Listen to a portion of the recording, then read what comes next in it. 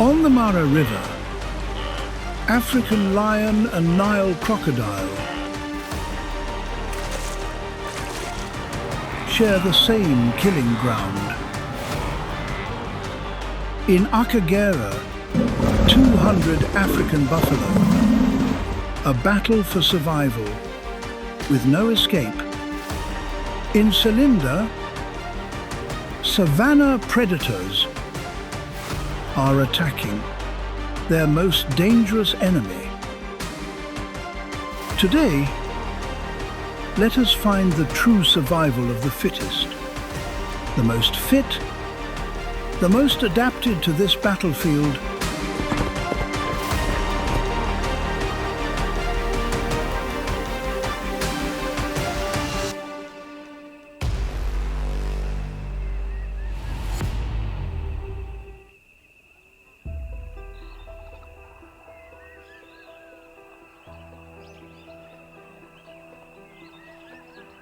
The African savanna has no law of fairness. Only 3 laws every survivor must know. The law of boundaries. Know exactly where your power ends and know when that boundary is being tested. The Mara River, Kenya, stretching over 400 kilometers, a natural boundary between the grasslands and the riverine zone.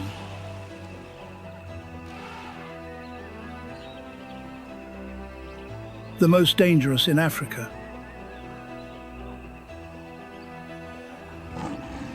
Two apex predators sharing the same ecosystem. The law of numbers. The strongest individual still falls before an organized collective. Akagera, Rwanda. 2 decades without a roar, without the scent of danger. Prey in this region had 20 years to thrive, without predator pressure. And the fear reflex does not return on its own when lions come back. The law of breakthrough. Those who have not yet accumulated enough failures are sometimes the first to break the limit. Selinda Spillway, Botswana. The smallest lion pride in the region. About to face what no one dared touch. 3 laws, 1 species. African lion has written all 3 laws in blood and passed that knowledge across generations.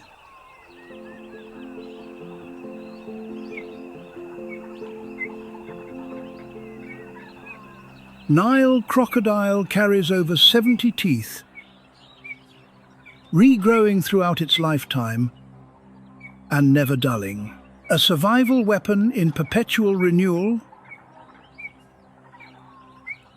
The tail of the Nile crocodile, 6 meters, accounts for nearly half the body length, generating enough thrust to launch the entire body clear of the water in under a second. Their bite force reaches 2,000 kilograms, the strongest of any living animal. Enough to crush the femur of an adult buffalo in a single snap. Across thousands of years of coexistence on the Mara, that bite force has never been turned on the African lion.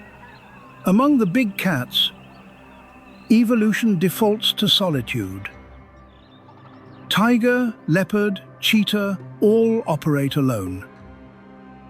Only the lion does not.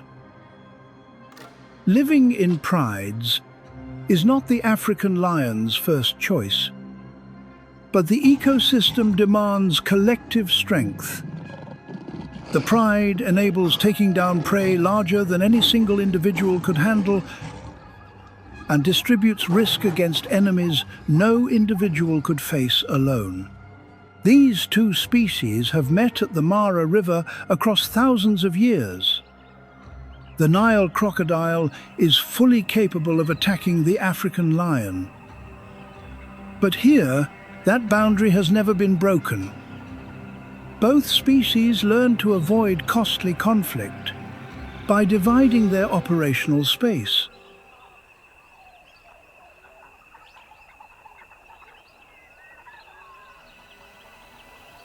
Then migration season arrives.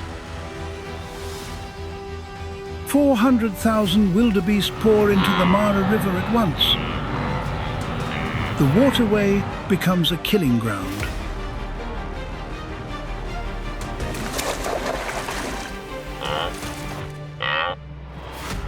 Boundaries are erased by the chaos of prey. Hundreds of thousands of wildebeest are a signal no apex predator can ignore. For every apex predator in the region,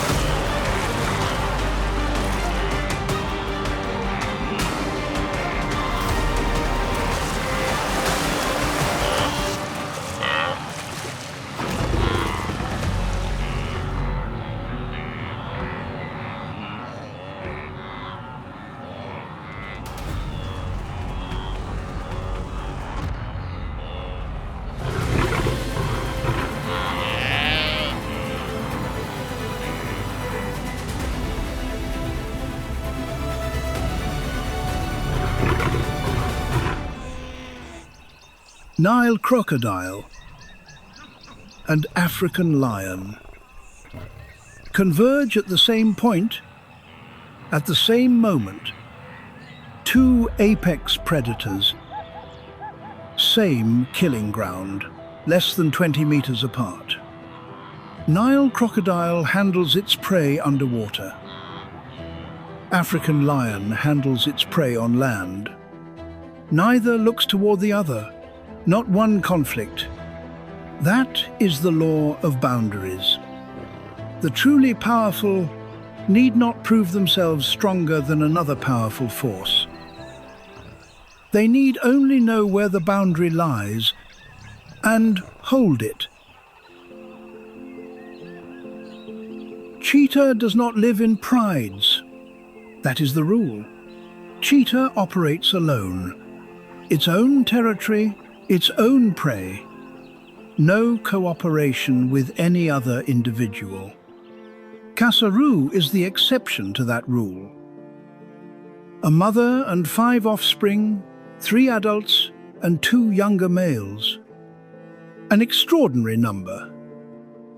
For a species whose long-term bonds exist only with cubs during the rearing phase.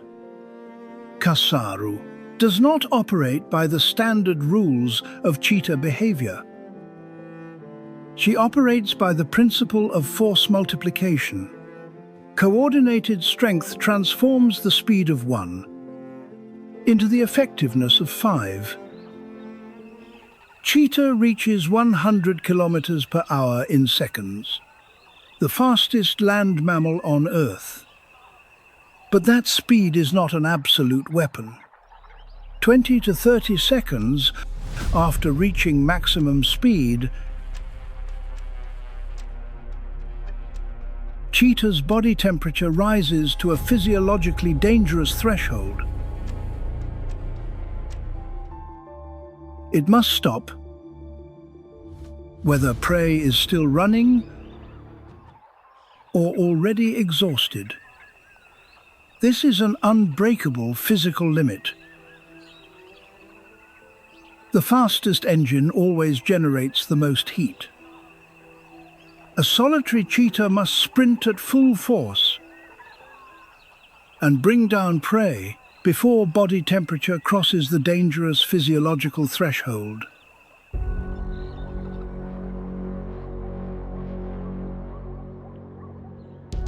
Cassowary does not sprint at full force from the start. She traps.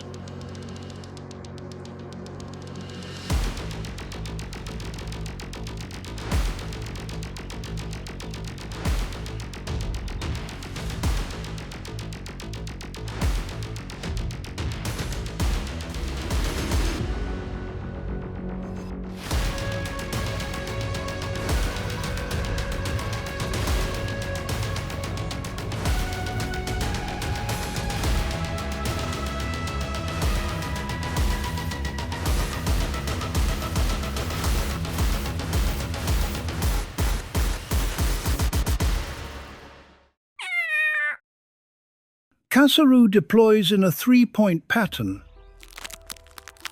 One applies direct pressure, 3 close-off escape routes, 1 waits at the position prey most often runs to.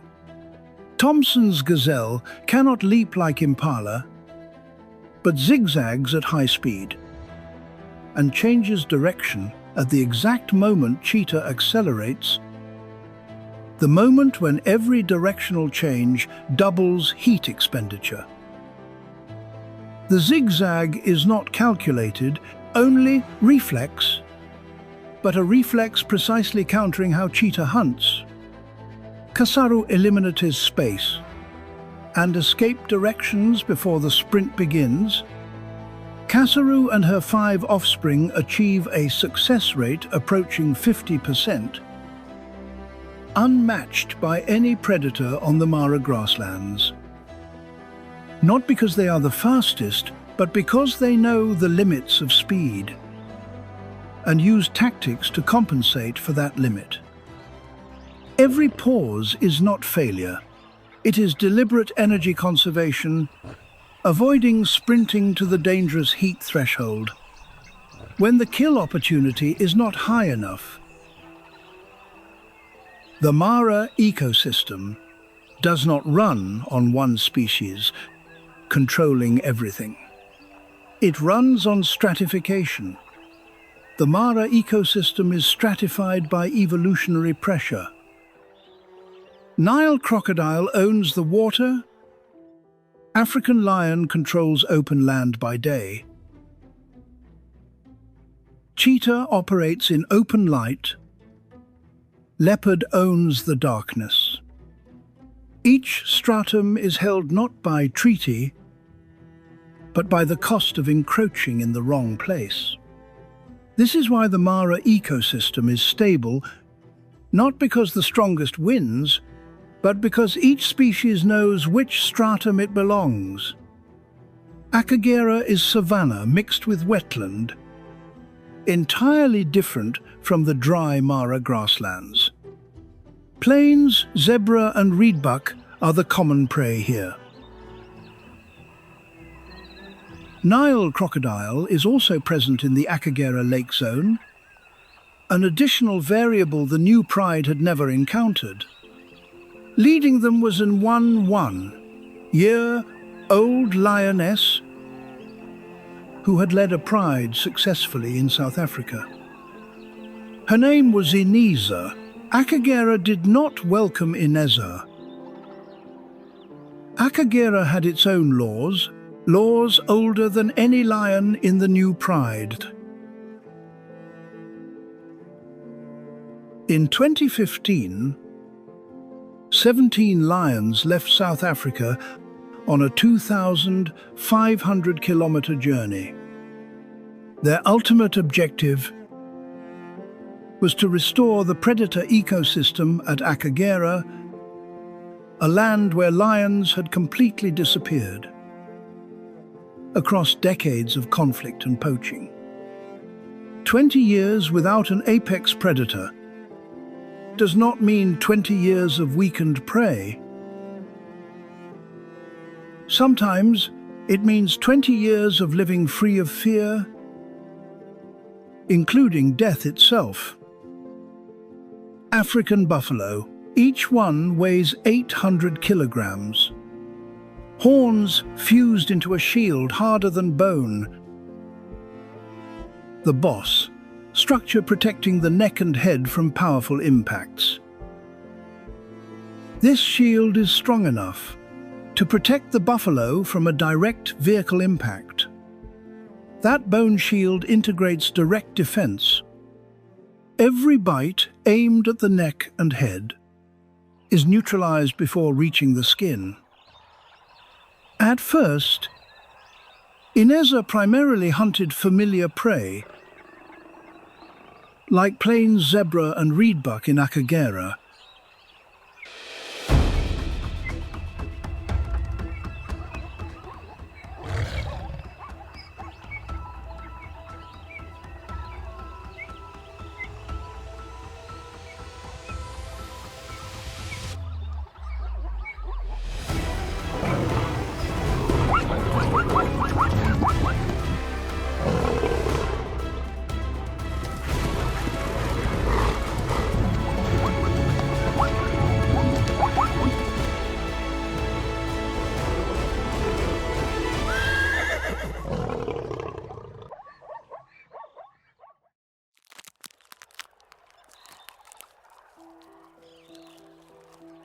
Even so, African buffalo remained the largest caloric source. They concentrate near water sources in the dry season. And they knew no fear.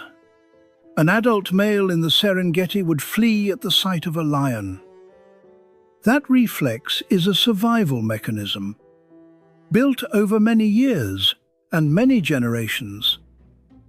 African buffalo in Akagera did not have that reflex.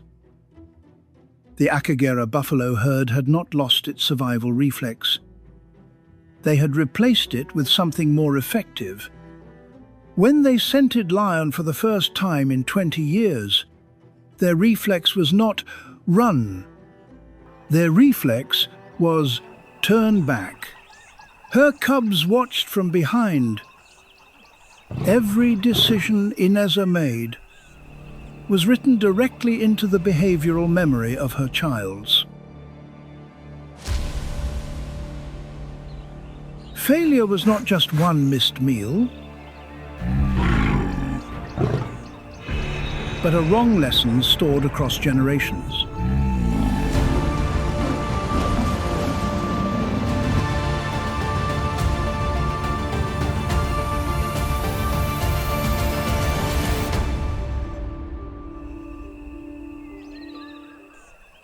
No one was injured. No one died. No prey taken. 20 years of collective behavioral evolution, compressed into 90 seconds. The apex predator lost every advantage. A lion cannot attack hundreds of opponents at once. Every direction of attack is a direction to be struck from behind. A united collective overwhelms a lone apex predator. This is the law of numbers. Ineza and her pride had to relearn from the start. Isolate a lone buffalo first, then attack and never approach while the herd remains united. Ineza learned that through direct experience at Akagera from buffalo, who had replaced fear with collective unity. The paradox of reintroduction is that when a predator returns after 20 years, prey does not weaken. Prey grows stronger because 20 years without predator pressure allowed the herd to grow large enough and united enough. Before the confrontation with buffalo, Akagera had given Ineza another lesson.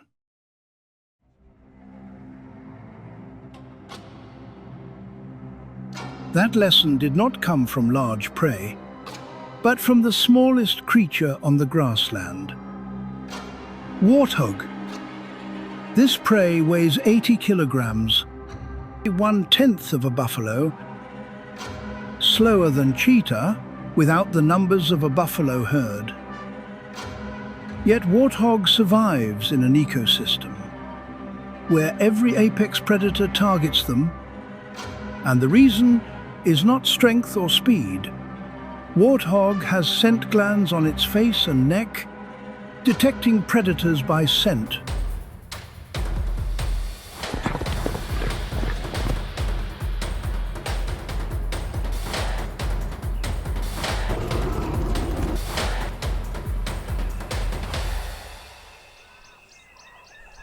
On the Akagera grassland, the wind frequently shifts.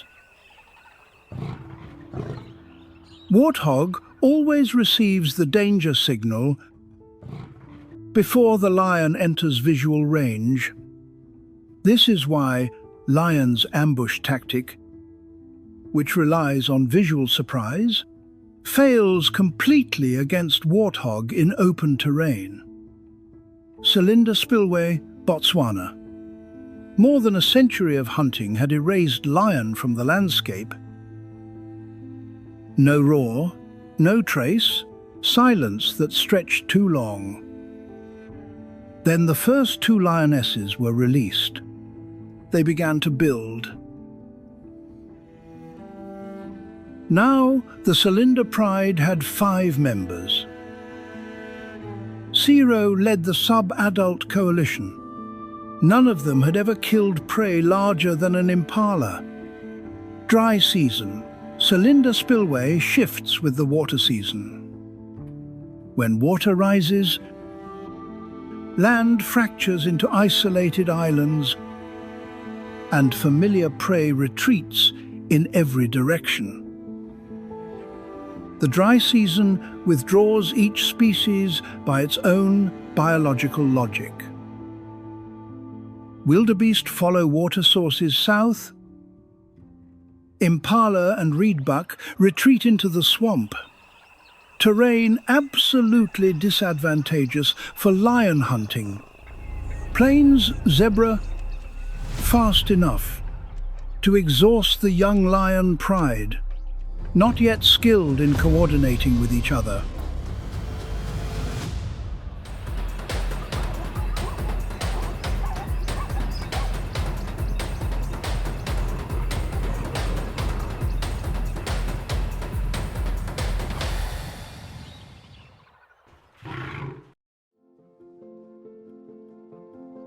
African elephant carries an attack cost threshold beyond the capacity of any lion pride with fewer than 8 adults.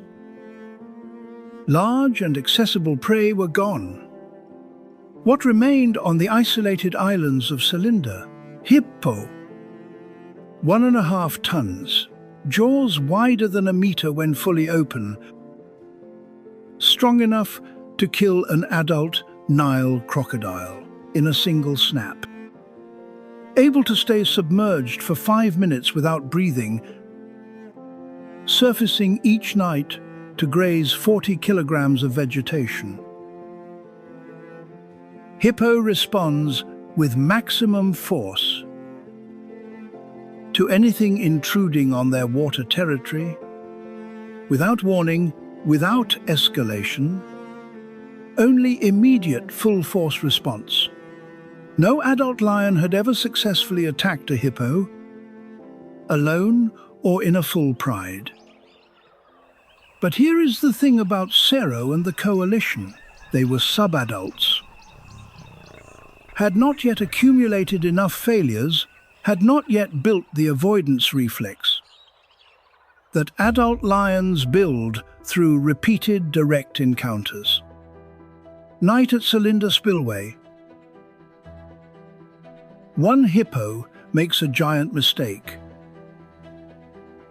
Tonight, they conquered their fears and opened the window of knowledge. They realize they can take down Hippo.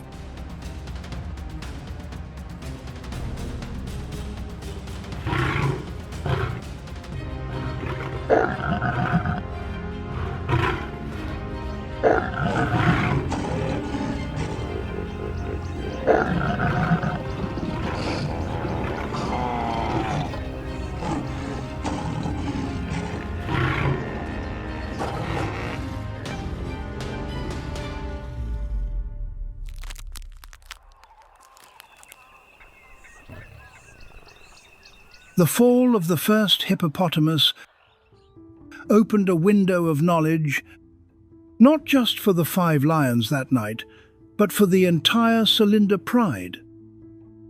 This is how evolution unfolds in real time.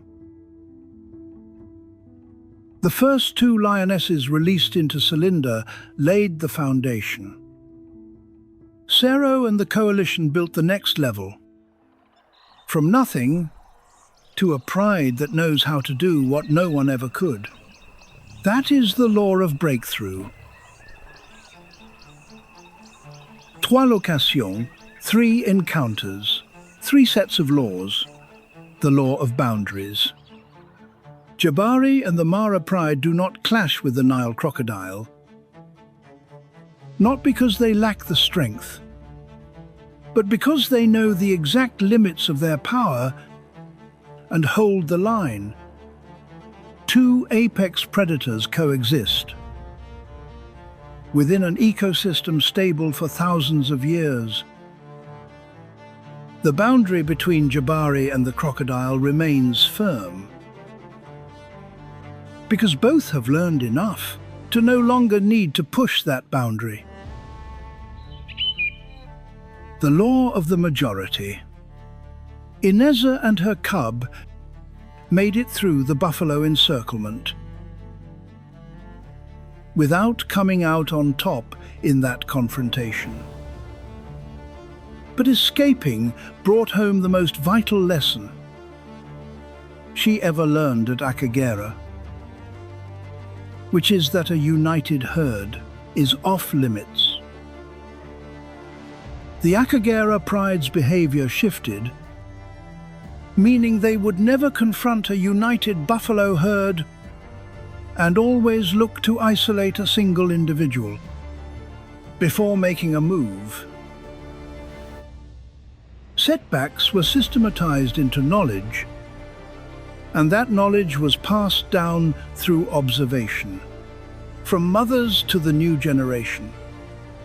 Ineza gave birth to 4 cubs. Those 4 cubs observed how their mother adjusted her tactics. They will never confront a buffalo herd because they watched their mother learn and adapt. The law of breakthrough. Sero and his coalition had not yet accumulated enough setbacks with hippopotamuses to build an avoidance reflex.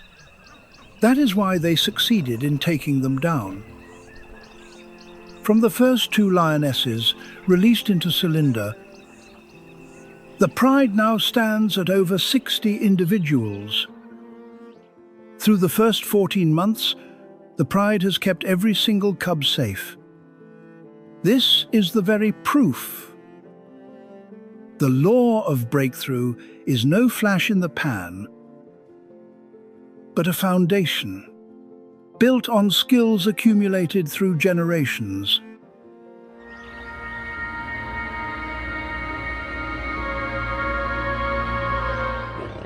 The African savanna is not fair, never has been. Yet it operates under a code that no species created, but everyone must learn. Jabari is still patrolling the Mara River banks. The boundary with the Nile crocodile remains, nameless but held firm. That boundary is more durable than any treaty because it is carved by evolutionary pressure, not by conscious decision. One African buffalo is no stronger than one African lion. But 200 is always greater than 1 in every ecosystem at all times. No species calls the shots. Everyone just has to learn. 3 laws are written in nature's clearest language, woven from sacrifice and wisdom, passed down from one generation to the next.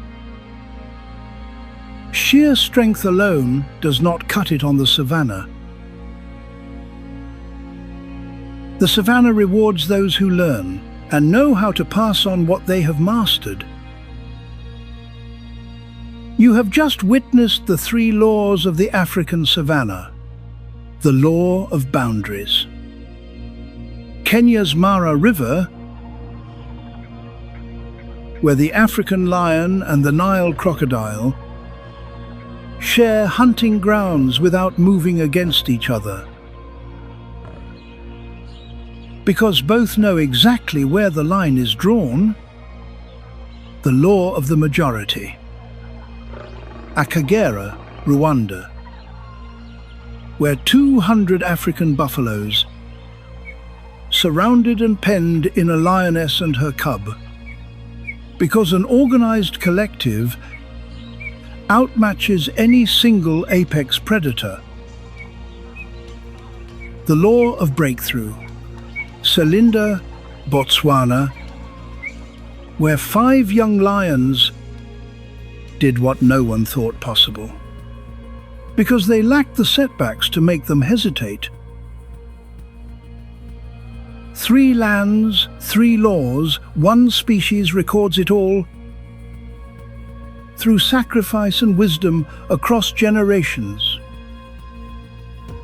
This is the African savannah. This is where the journey of survival unfolds, driven by knowledge, accumulated and passed down through every generation. Survival of the fittest, by Darwin's true definition, is not about the strongest making it through. It is about the most adaptable, the fastest learner, the one who passes the torch to the next generation. If this episode showed you something you have never seen before, share it right away. Because the African savannah writes these laws every single day, and very few are watching. Subscribe so you do not miss the next full episode. The savannah is far from closing the book. The savannah predators are not done with their lessons.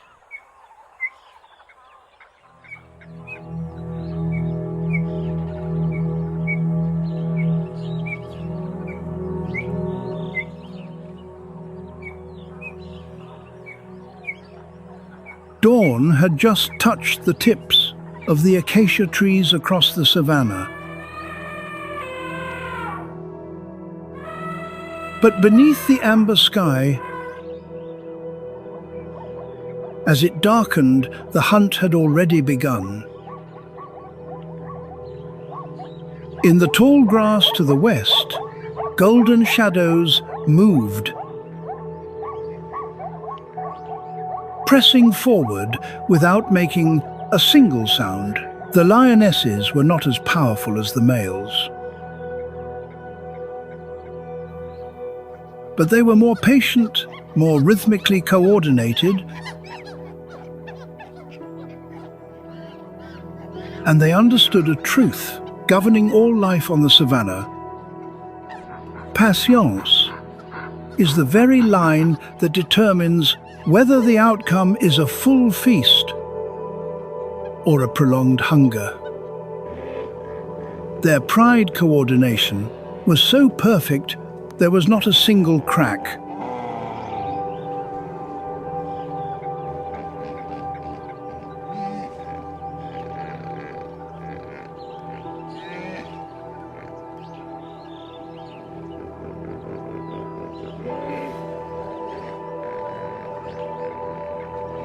One lioness lowered herself, belly pressed flat against the ground.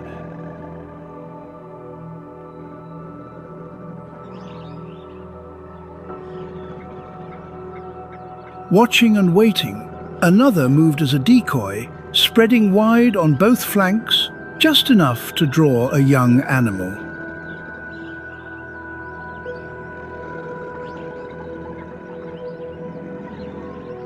Into a moment of curiosity, dropping its guard.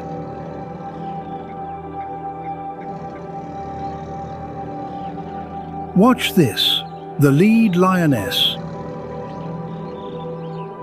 burst out of the tall grass. What followed were a few seconds of pure chaos. Dust exploded in a blinding cloud. Roars tore through the silence. The entire pride surged in. Tearing at their prize, the young hippo fell. Before the hunt had begun, one creature had been silently watching everything from start to finish.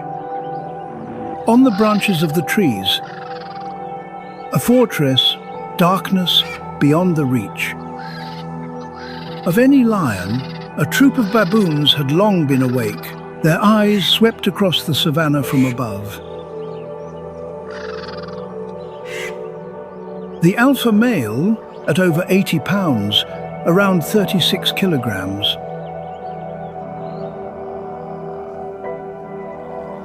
his muscles rippling, stood on the highest rock outcrop. His canines were as long as those of a leopard. Yet the canines were not his most formidable weapon. Intelligence was what was truly extraordinary. Facial recognition,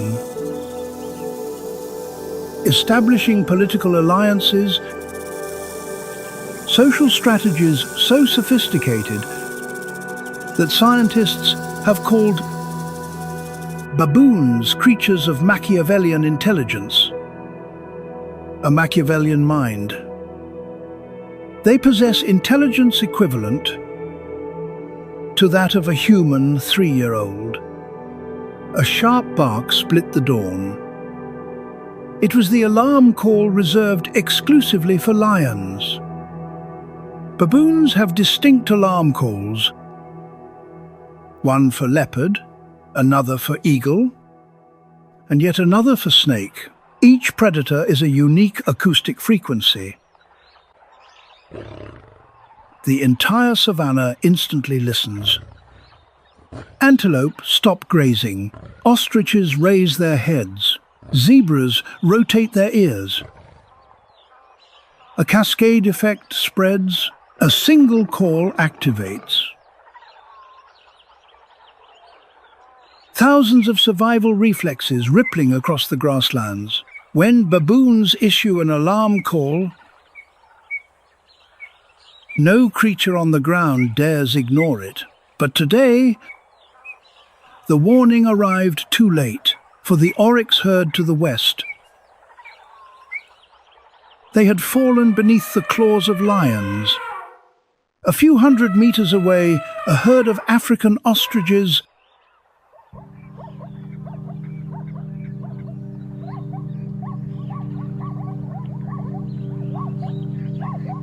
was foraging right next to another antelope herd. This group was significantly safer. The closeness between these two species was no coincidence. This was a sensory alliance, a silent pact honed by evolution over millions of years. The ostrich possesses eyes up to 5 centimeters in diameter and remarkably larger than its own brain. The largest eyes of any land animal on Earth, holding a Guinness World Record. From its elevated vantage point at nearly 2.7 meters, the ostrich functions as a mobile watchtower of the savannah. Each eye is 5 times more acute than the human eye, scanning every smallest movement across the vast grasslands. But eyes larger than the brain means they see everything but comprehend very little. Ostrich detects movement, but cannot analyze the nature of the threat. Reaching maximum speed of nearly 72 kilometers per hour, The fastest two-legged creature, with great strides, yet fleeing remains their last resort. Together, they form a surveillance network through which no frequency, no movement can pass undetected. And there is a myth that people still firmly believe that ostriches bury their heads in sand. That is the oldest fabrication in all of natural history. They lower their heads to the ground only to reduce their profile, to avoid detection, or to turn eggs inside the nest. But the sounds that mark sovereignty are also an invitation to challenge. A howl echoed from far away, then a wild, spine-chilling laughter followed. A sound no one can ever forget. A piercing shriek was rising.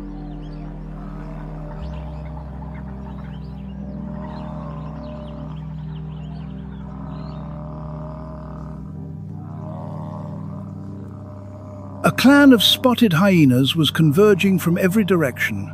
The clan was led by the largest female. In an absolutely matriarchal society, this is what most people get wrong. Spotted hyenas are not scavengers. They hunt 60 to 95% of their own food. The most enduringly efficient hunters across all of Africa. And here is the more astonishing truth.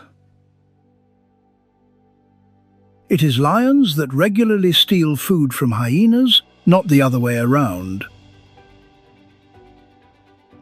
Data from the Ngorongoro Hyena Project, through decades of observation, has confirmed this. But today, the hyena clan wanted to reclaim what was theirs. They surrounded a male lion feeding on a carcass. The male lion stood. A muscle mass of around 181 kilograms dominated them completely in physical form. The hyenas understood one law of survival. Never confront a healthy male lion head-on, regardless of how large their numbers. Their tactic was harassment and patience. The hyena clan surged in within seconds, powerful jaws cracking bone, stripping the carcass clean, clearing every last scrap in just a few short minutes. On the savannah, nothing is wasted. Patience had defeated raw strength. At least for today. The hyena clan finished their meal. Bones remained shattered where they lay. The savannah fell silent once more. But the ground beneath it did not. A seismic tremor moved through the earth, at a frequency below the threshold of human hearing. Not an earthquake, not thunder. It was the call of the African elephant. The elephant herd crossed the grassland, each step pressing over 6 tons into the earth.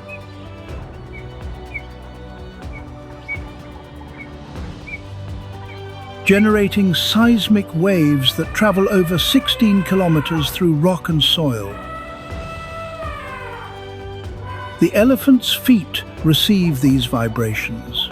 Seismic communication is a language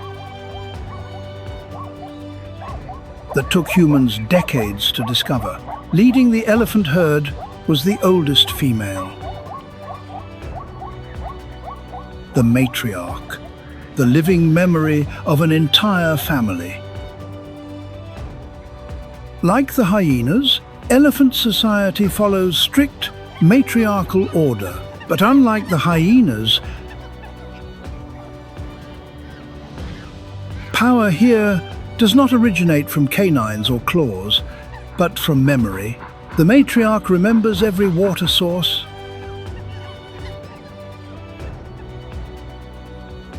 every migration route, every drought that lasted 60 years ago. In years of devastating drought, the survival of the entire herd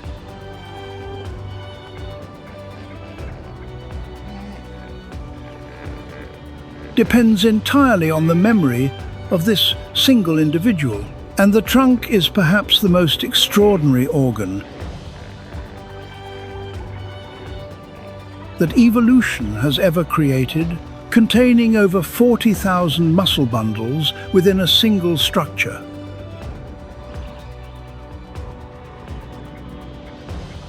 The entire human body possesses only 640 muscles. The elephant herd passed through, and the savannah transformed in the most literal sense of the word.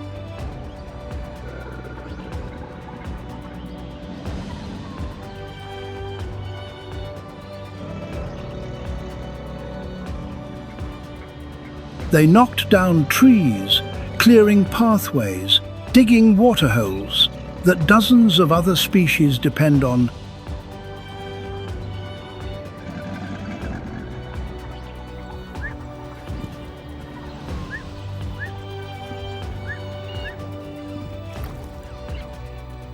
The greatest architects of Africa, no living creature dares block their path, not even the lion, which dozens of other species depend upon.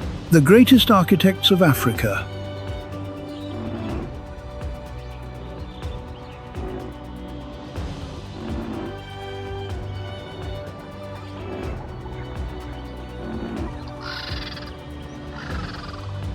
Not a single living creature dares block their path, not even a lion. On the savannah, every dawn is a new battle. Every creature is simultaneously a weapon and a target, both hunter and prey.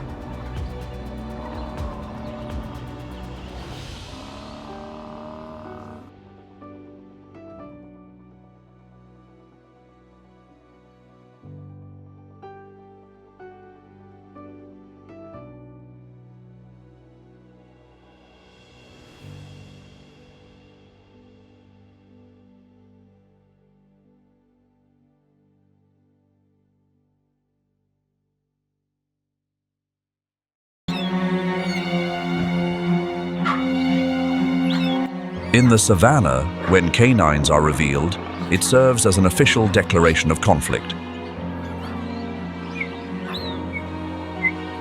Baboons employ a visual language designed to intimidate, repeatedly raising brows to flash the white skin around the eyes signals a high-level alert. This is followed immediately by a tension yawn. As the mouth opens wide, the male showcases his arsenal of defense. This is a psychological confrontation. Long, sharp canines are displayed as a reminder of the consequences for any intrusion. An individual baboon is a true warrior. Yet when facing predators, their rules for staying safe shift. Unity becomes a powerful collective advantage. Dominant males typically choose to stand their ground directly. They form a delegation using mobbing tactics to surround the opponent. While females and young ones retreat to natural strongholds like steep cliffs, adult males form a living shield. They are prepared to drive out intruders from their territory using collective strength.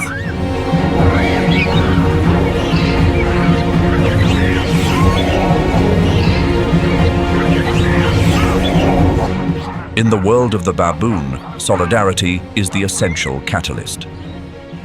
What behavior fosters an emotional bond more than keeping a coat clean? Baboons view this care as one of their most vital daily tasks. Grooming is more than just basic hygiene. It facilitates the release of oxytocin.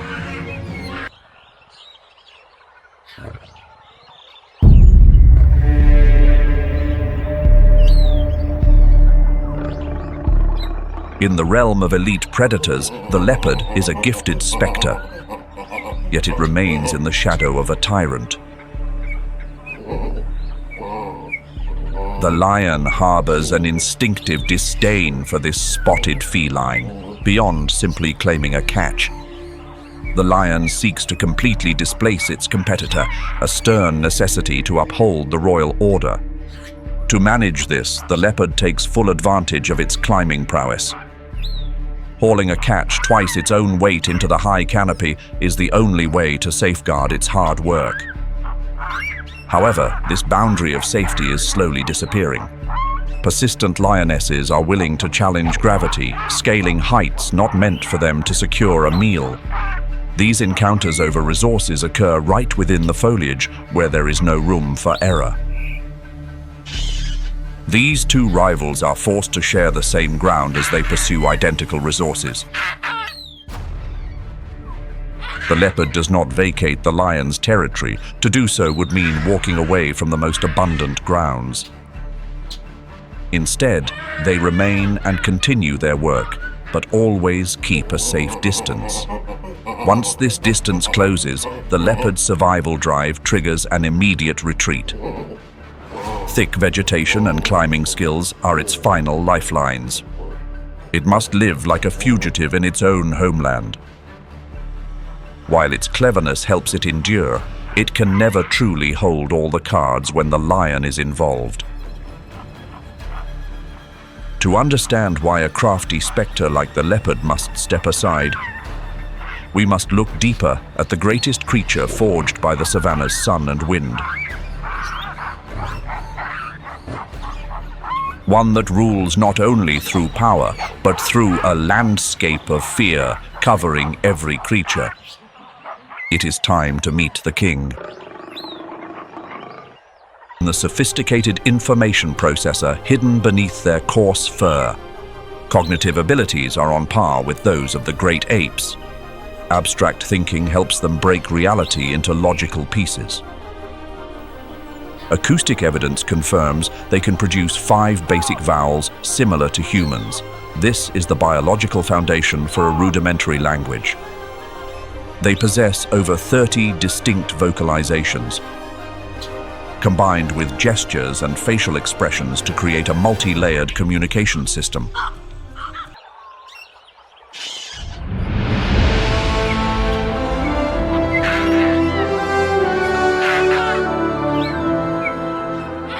The lion has no need for constant action to demonstrate its authority. When the king makes an appearance, all previous rules of survival are set aside. For the leopard, existence is a high-stakes game of measuring distance. When resources are plenty, the leopard can easily stay out of sight, avoiding any friction with the lion pride. However, as lion numbers grow, the leopard's living space begins feeling the pinch.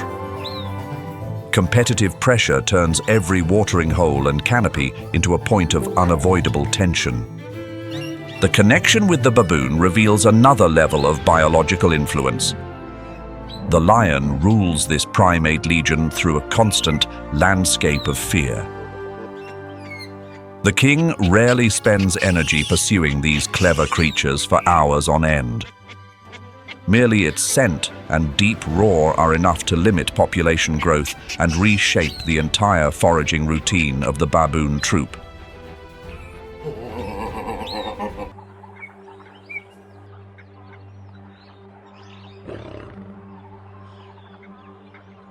Lionesses are the premier female hunters of the open plains.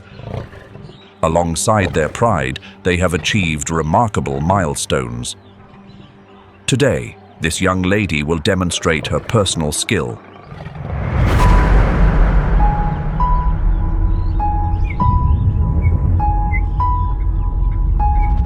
An impala. A small-scale target, yet one that is not easily secured. The lioness understands the situation.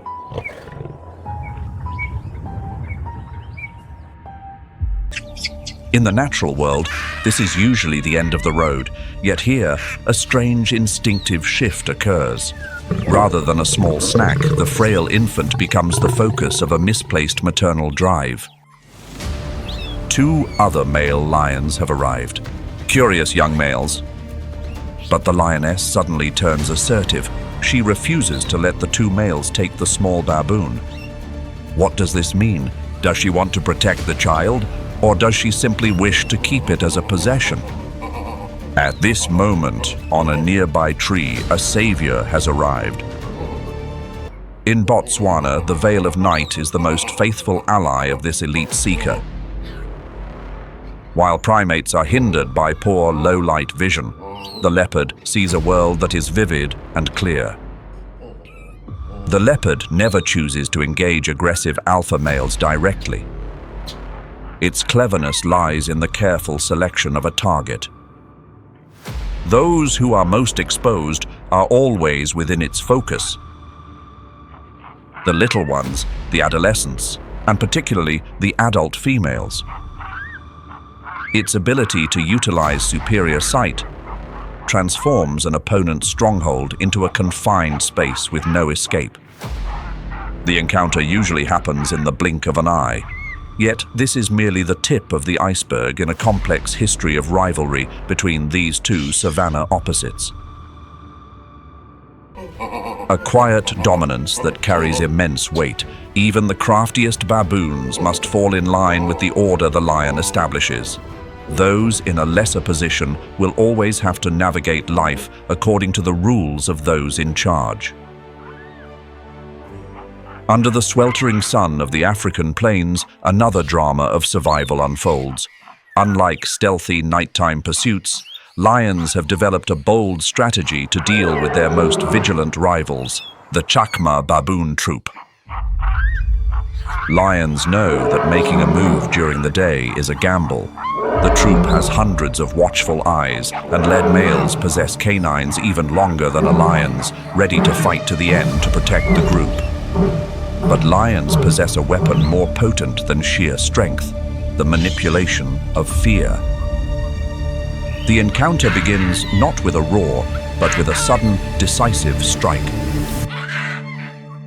The moment the lioness emerges from the brush, the baboon's world shatters. Her approach is not about stealth, but about absolute chaos. She doesn't target a specific individual initially. She simply lunges into the center of the troop, creating a whirlwind of panic. Sharp alarm calls ring out from every direction, but this time it's not a rallying cry, but a scream of distress. The entire legion immediately moves to a state of high alert, keeping a weather eye on the shadows.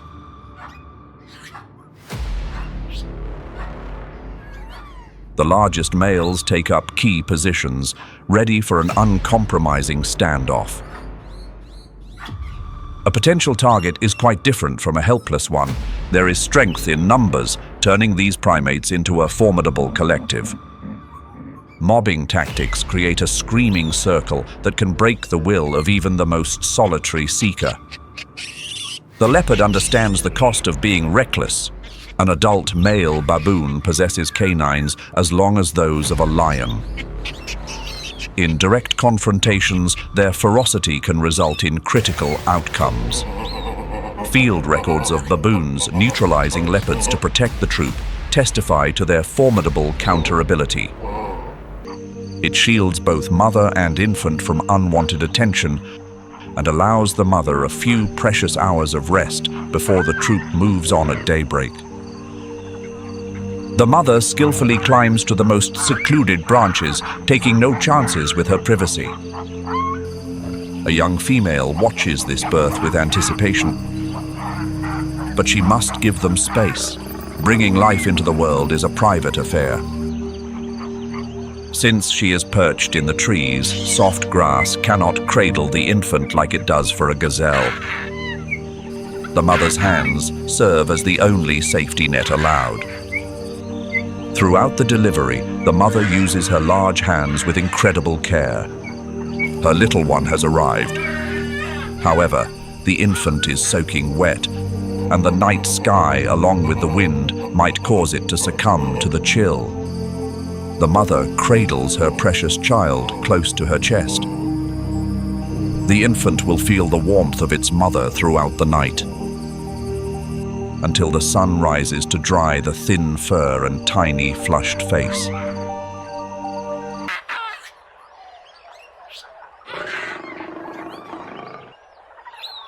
But in Ruaha National Park, Tanzania, one of the most demanding landscapes on the planet, the survival blueprint between lions and baboons has shifted remarkably.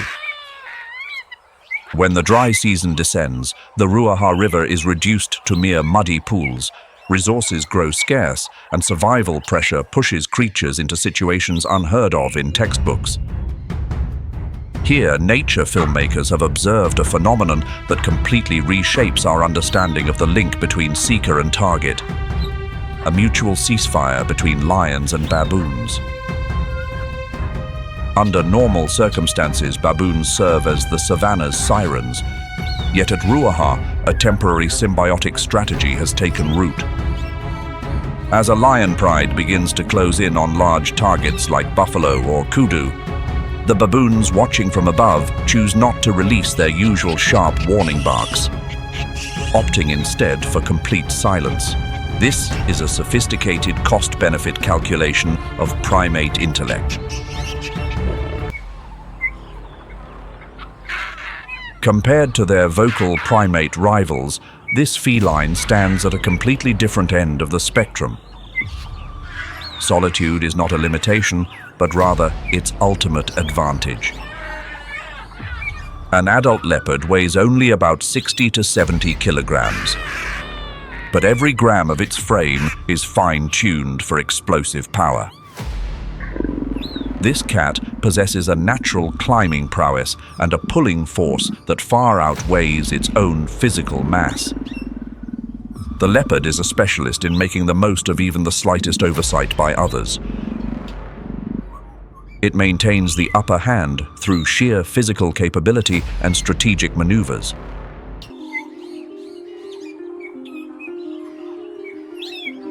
The dark continent serves as the home turf for 6 baboon subspecies.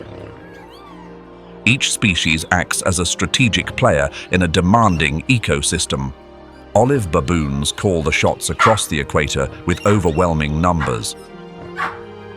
Chacmas, muscular heavyweights weighing 45 kilograms, stand watch over the south. Guineas wear the crimson colors of West Africa. Modern research has officially brought the Kinda baboon out of the shadows, giving them their due as a distinct entity, small but incredibly sharp. In the northeast, hamadryas rule the limestone cliffs with a strict pecking order. Their prowess is not built on muscle alone, it is the discipline of a mobile fortress. The bonds between grandmothers, mothers, and sisters are thick as thieves, determining rank and power within the troop. However, warmth is not limited to blood relatives. Researchers have documented unique friendships between unrelated males and females. In these non-sexual relationships, the male acts as a devoted guardian, shielding the female and her offspring from bullies. In return, the female spends hours tending to her companion's coat.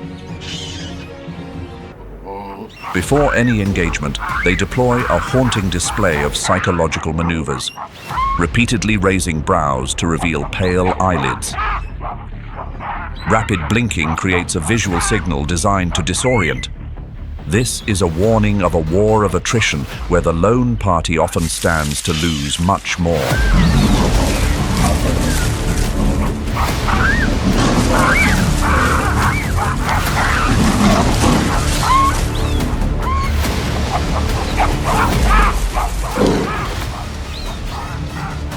Yet the leopard found success. Those accustomed to sunlight could not outsmart the cunning seeker. It quickly carries the prize away, while the troop remains in disarray. It will enjoy this meal in peace.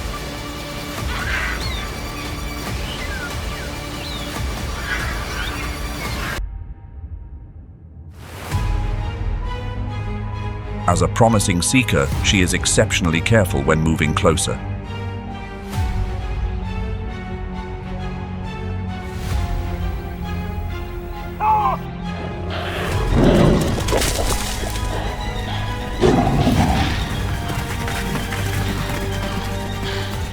Success is almost in her grasp. However, an interloper appears, a vocal presence. The pursuit concludes without a result. So it is back to the drawing board for her. The lioness will certainly keep this moment on her radar.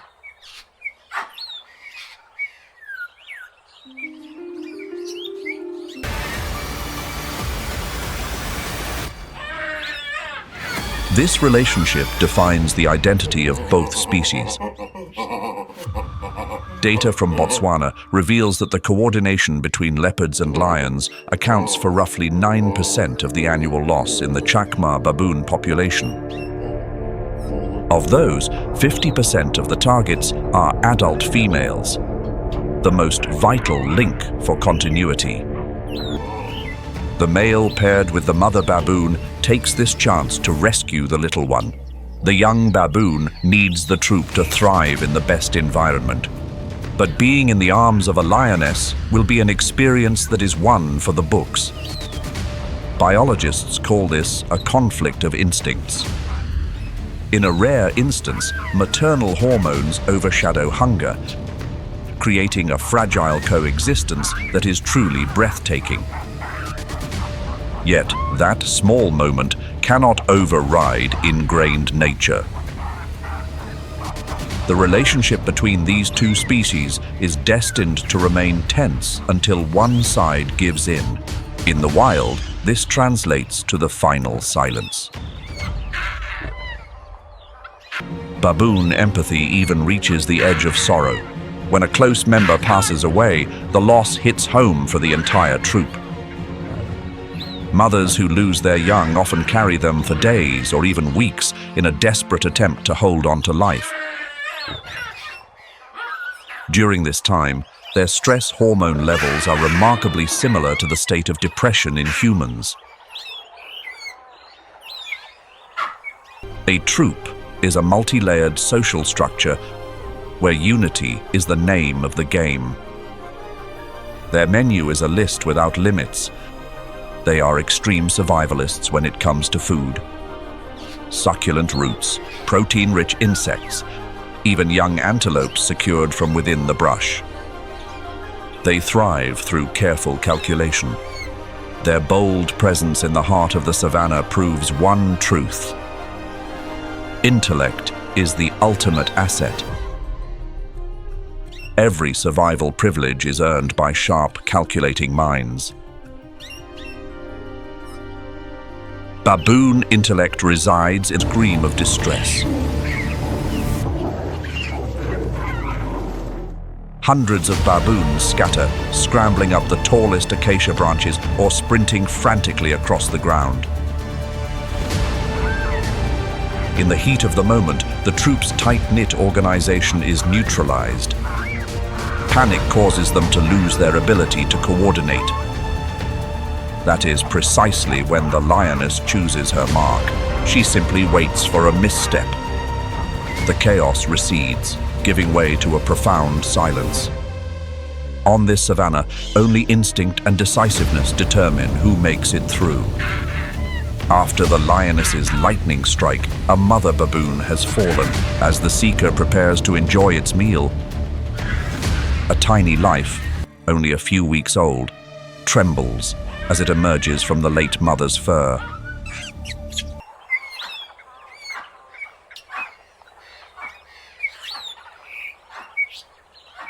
The baboon's journey for survival continues through an instinctive and tactical reproductive process.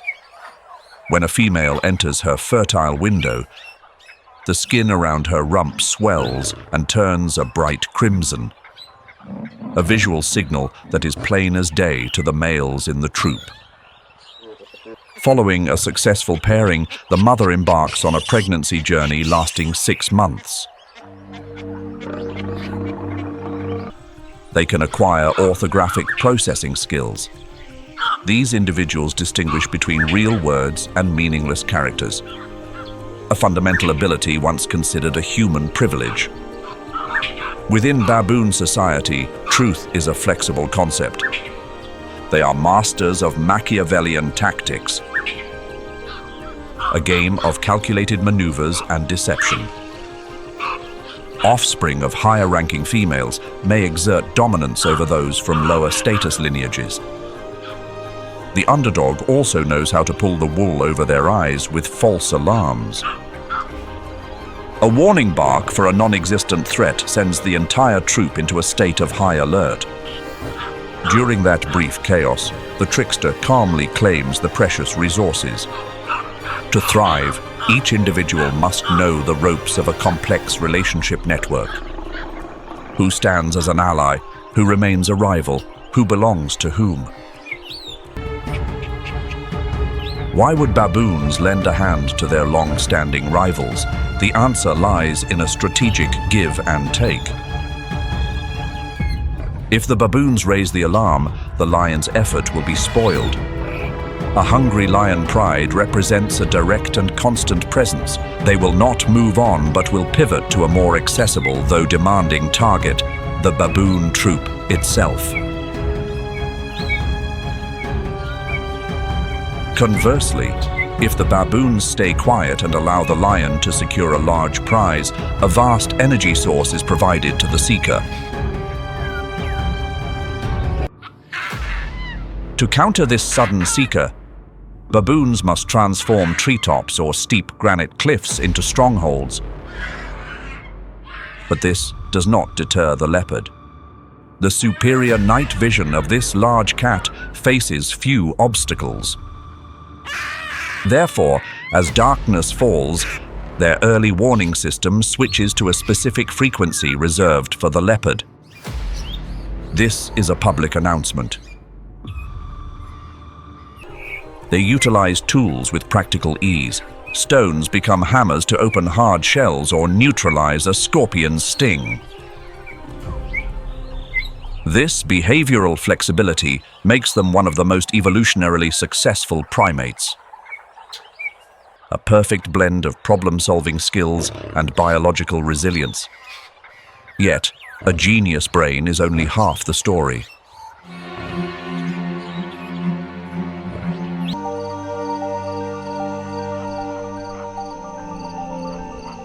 The newborn enters the world with a distinct feature. This is not a random act of evolution. This youthful coat is the golden ticket to safety, signaling to the entire troop. I am a little one. Please keep me safe. Even the most assertive members of the group often show patience and tenderness when they see a tiny soul in this small black coat. This quiet pact is proof of a single truth. In the depths of struggle, intellect and compromise are often sharper than canines or claws. The savannah is not just about roars and cries, but also about calculated silences, where rivals learn to coexist to see tomorrow's sunrise together.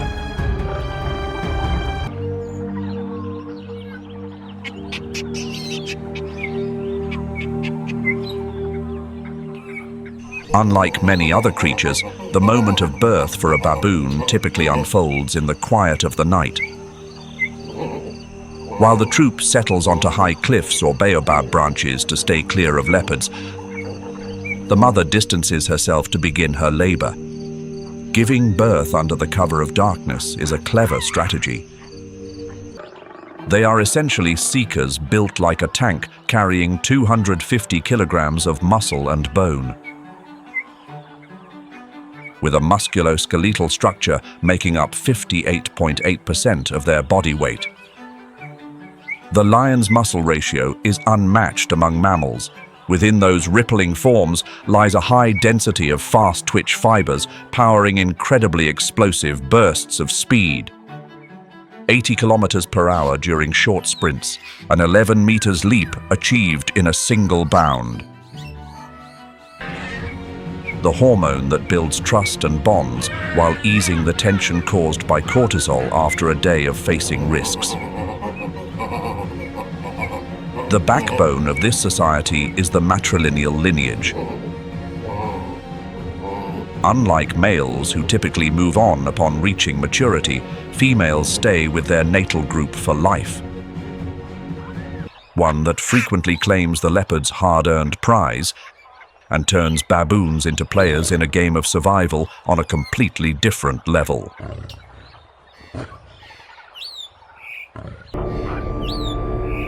In exchange, baboons must toe the line with strict social discipline and constant vigilance. After a grand feast, the lions enter a state of physical contentment and may take it easy for several days without showing interest in the nearby primates. This silence creates a safety buffer. During the hours the lions are hyper-focused on large targets, the baboon troop can move freely on the ground to reach precious water or search for food without concern. After a grand feast, the lions enter a state of physical contentment and may take it easy for several days without showing interest in the nearby primates. This silence creates a safety buffer. During the hours the lions are hyper-focused on large targets, the baboon troop can move freely on the ground to reach precious water or search for food without concern.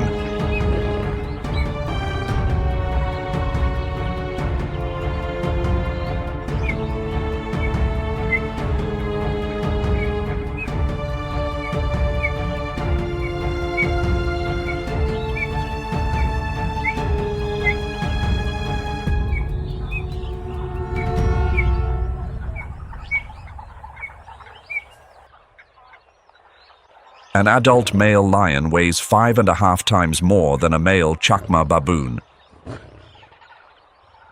Any comparison regarding teeth or bravery becomes trivial against the presence of the planet's second largest big cat. They typically favor nighttime ambushes to avoid the collective's retaliation. This is a form of tacit cooperation where the endurance of one species is unintentionally or even intentionally bolstered by the success of the other. In the searing heat of Ruaha, the line between rivals and allies becomes blurred. The lead baboon senses the turmoil even after the seeker has departed. Amidst these struggles, another shadow looms. Larger, more powerful, and ready to discard all rules of cunning. They will be even more wary of branches carrying the leopard's scent. The mother feels more secure, but she will never let her beloved child out of her sight. However, the leopard is not the only source of fear. For the mother, the leopard's nighttime search causes her great anxiety. If her little one were lost, her heart would be in her mouth.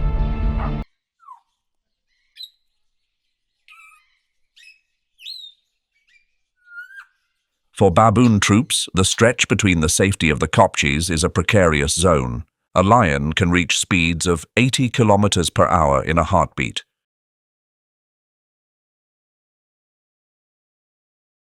Once they leave the sanctuary of the granite, the troop is fully exposed to the savannah's most relentless sprinters. A lone acacia tree becomes the sole refuge amidst a sea of grass. From the high branches, baboons serve as sentinels for the entire ecosystem. Their sweeping view allows them to spot any subtle movement from a distance. Thanks to these clever informants, impalas and giraffes gain precious moments to slip away from the shadows.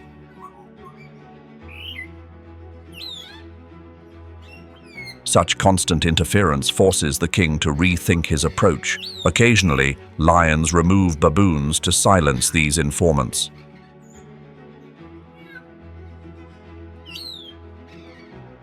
Yet, when facing a lion, the troop employs mobbing, gathering in numbers to create a wall of sound and intensity.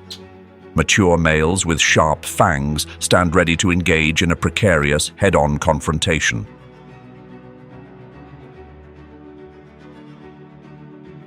The combination of sheer noise and boldness forces the king to weigh the cost of his pride.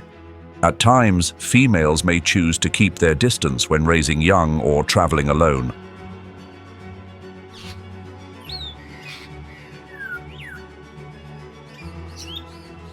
They know that once the pride gathers, they will turn the tables on these vocal critics. Heading further south, as the green Serengeti plains fade away, a stark reality awaits. A world devoid of color, defined by the glaring white of salt and dust. This is Etosha National Park.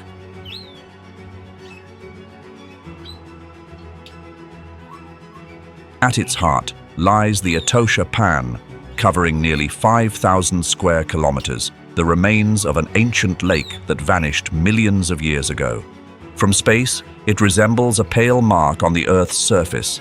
Here, the sun is relentless. Heat mirages transform the cracked ground into false pools, a challenging trick of nature for any thirsty traveler. The actual watering holes serve as the command centers of existence. In Etosha, survival revolves entirely around these scarce wells. A hidden schedule is set by the instinct to endure. Mornings belong to the smaller antelope herds. Dusk is the realm of the giant elephants. And as darkness falls, the hunters take command.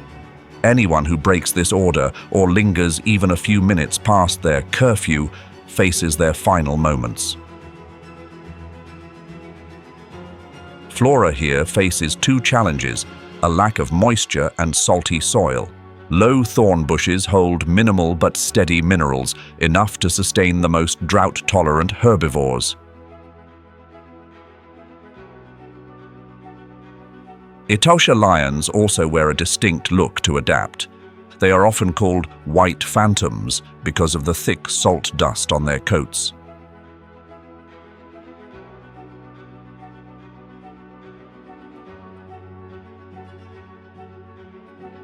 This chance color shift turns them into invisible boulders in the middle of the day.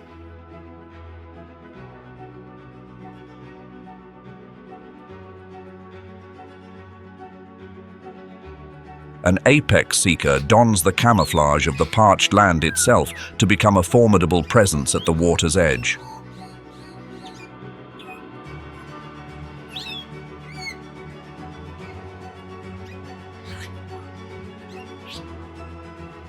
On this frontier of existence, the bond between power and wit reaches a new level. The moment baboons lean down to drink in the open is when they are most at risk.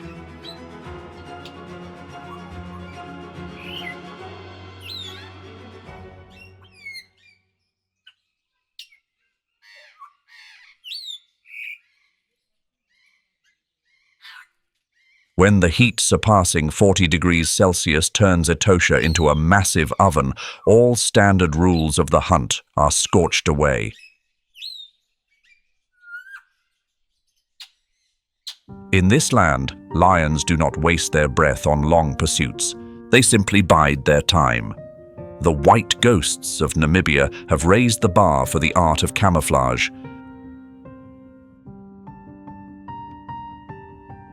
Salt dust from the pan coats their fur, turning 200-kilogram titans into invisible boulders in broad daylight. The ambush strategy begins to unfold. Since water is the ultimate authority, the king only needs to take his station among the thorn bushes near the watering hole.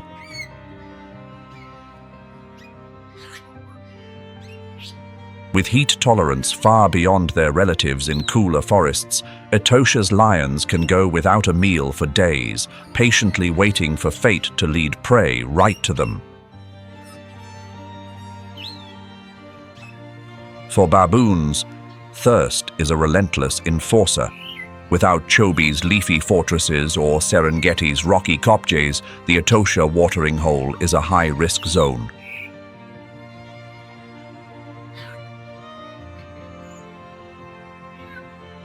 To manage, the troop has established a wise survival pact, using living shields. They rarely reveal themselves alone. Instead, baboons hide within the hundreds of hooves belonging to zebras and antelopes. In a chaotic crowd, the odds of being singled out diminish. Even more, to endure the night in this treeless land, they are willing to climb human observation towers at campsites, a daring yet incredibly clever adaptation. The struggle at Etosha is sometimes more about theater than physical harm, a strange vocal showdown between two unlikely species. If they spot a hidden presence, the baboon troop will not flee. They choose to stay and stand their ground while voicing their disapproval. Continuous alarm barks for hours serve as a direct psychological maneuver. For the king, spending too much energy to catch a small baboon under the searing sun is a poor investment, especially when plump antelopes are drawing near. The art of endurance in arid regions is a fragile balance between unease and biological needs.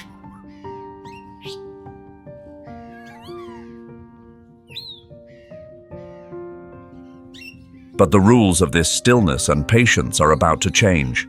Heavy clouds are rolling in, carrying the promise of a complete makeover for the savannah. As the first raindrops touch the salt floor, a new arena will rise from the tall grass.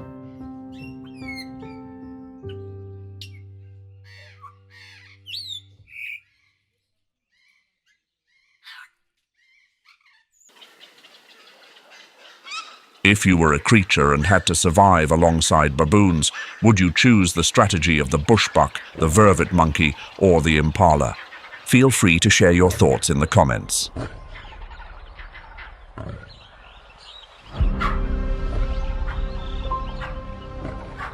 They can be harsh, even with their own kind. Baboon society is a volatile dictatorship. The alpha position brings ultimate authority, the right to pair with all females and first pick of the best food. With immense shoulder and neck strength, they quietly scale trees where the troop sleeps. A precise grip on the neck to sever the spinal link or restrict breathing. In the darkness, the baboon is quite helpless and in disarray.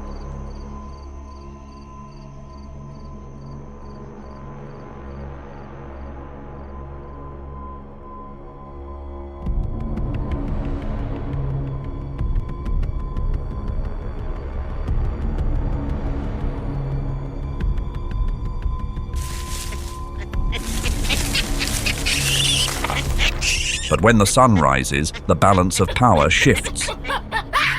Daylight is the hour for a counter-response. Upon spotting a leopard on the ground, the baboon does not retreat. Under the command of the alpha male, the entire troop activates mobbing mode. The largest males form a semicircle, blocking the cat's path of retreat.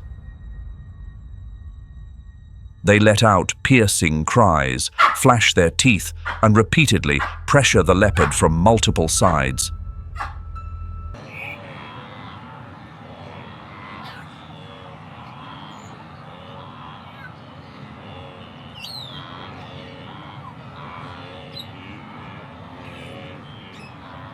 This is the group of medium-sized antelopes and hoofed animals,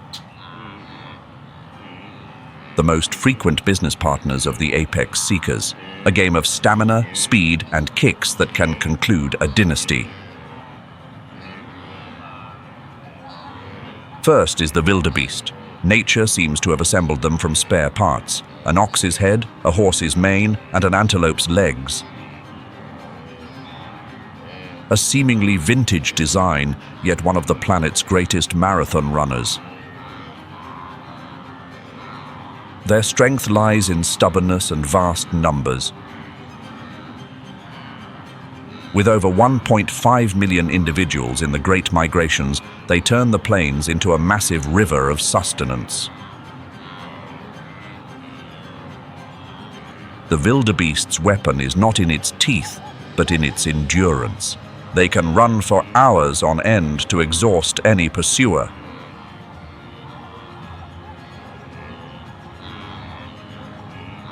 For the lion, the only key to bringing down this treadmill machine is patience. Waiting for an individual to lose its rhythm or misstep in the thick dust, turning chaos into opportunity. Contrary to the rowdy wildebeest, topis are proud aristocrats. They possess a sprinting speed of up to 70 kilometers per hour, enough to outpace most threats. Their survival strategy is unique, turning themselves into living landmarks atop termite mounds.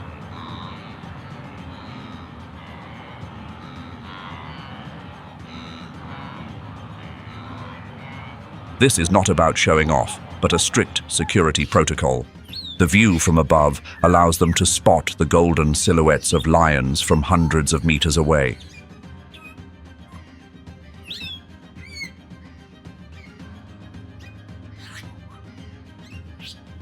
To hunt a topi, lions must become masters of stealth, utilizing every acacia tree or patch of withered grass to close the gap.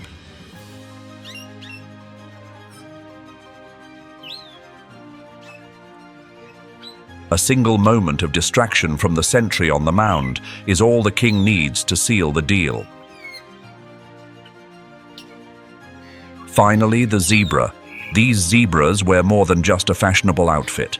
The black and white stripes act as a biological glitch, making it hard for a seeker to tell where one individual begins and another ends as they move in unison.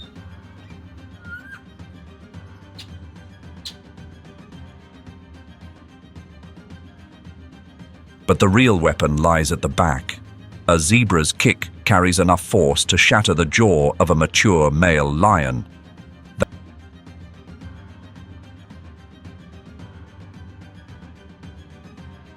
That is a severe injury, equivalent to a final sentence since eating becomes impossible. The key for the lioness queens to solve this puzzle is dismantling the herd structure.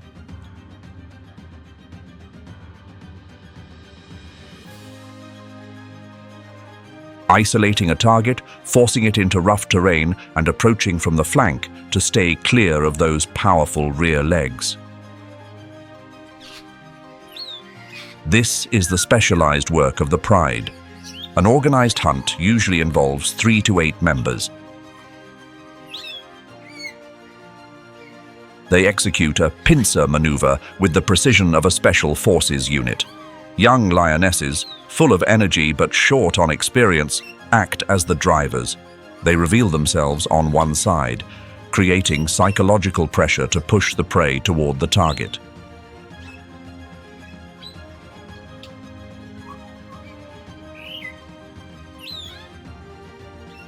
On the other side, veteran experts wait at pickup points, the landscape's bottlenecks.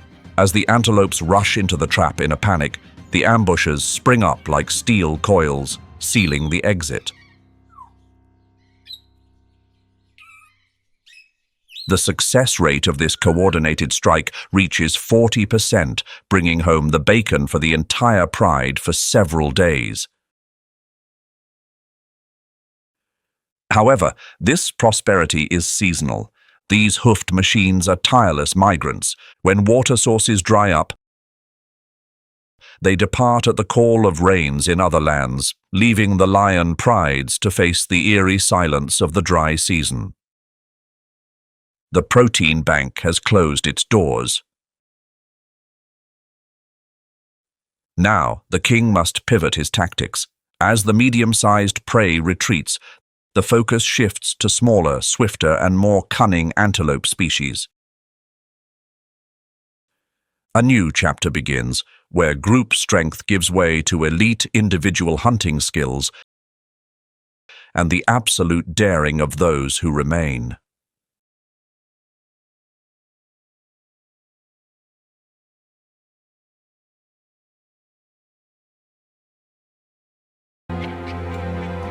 The baboon's weapons in these internal conflicts are vocalizations and canines. A male's canines are sharper than a lion's, naturally honed every time they yawn. A single bite can tear through muscle or compromise an opponent's skull. To maintain the throne, an aging alpha will form alliances with other senior males. They join forces to collectively discourage any young male who dares to challenge their power. But when losing ground, they are willing to hold an infant close to their chest as a shield. A questionable tactic that makes an opponent hesitate. If the young one is harmed, the female troop will certainly become upset and react. Additionally, the kingmaker role is vital. These are usually high-ranking females in the troop. They can influence other females to exclude and pester the newcomer, ensuring the usurper cannot rule in peace.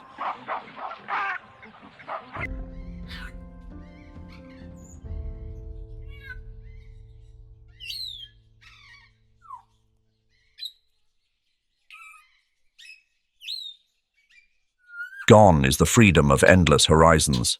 The Zambesian woodlands exist under the absolute reign of the mopan tree. As the Chobe sun begins to sear the landscape, its leaves fold shut to minimize moisture loss, hiding the truth that beneath them lies hard, salty, and nutrient-poor clay. The mopan tree creates a vast maze, a perfect arena for those who know how to utilize shadows and stillness.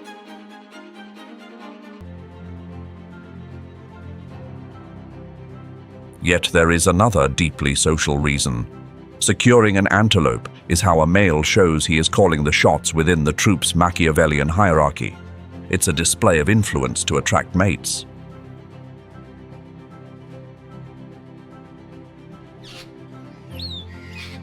Quite an intriguing contrast.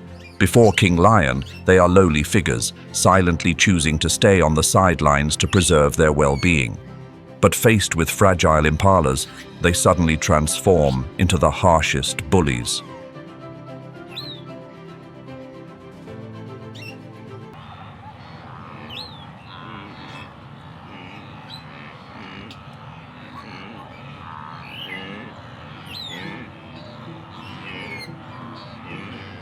A new landscape emerges with rules that are far more uncompromising.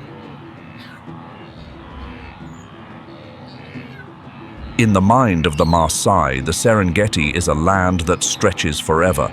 Here, the lead architects are not the giant elephants, but two different forces, fire and millions of hooves.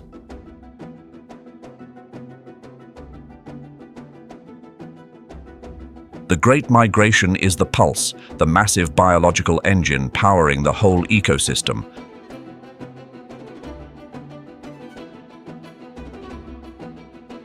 More than 1.5 million wildebeest, 200,000 zebras, and hundreds of thousands of gazelles chase the rains to where fresh grass holds the highest levels of phosphorus and calcium to nurture life. Every footfall reshapes the landscape, turning this volcanic ash soil into the most fertile grassland on the planet.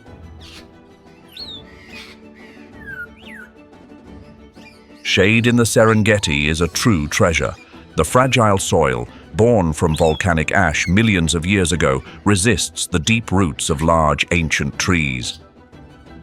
Across the flat plains that look like a chessboard, kopje rock formations emerge like granite islands in a deep green ocean. To a visitor, they are a breathtaking sight. For lions, they are strategic watchtowers.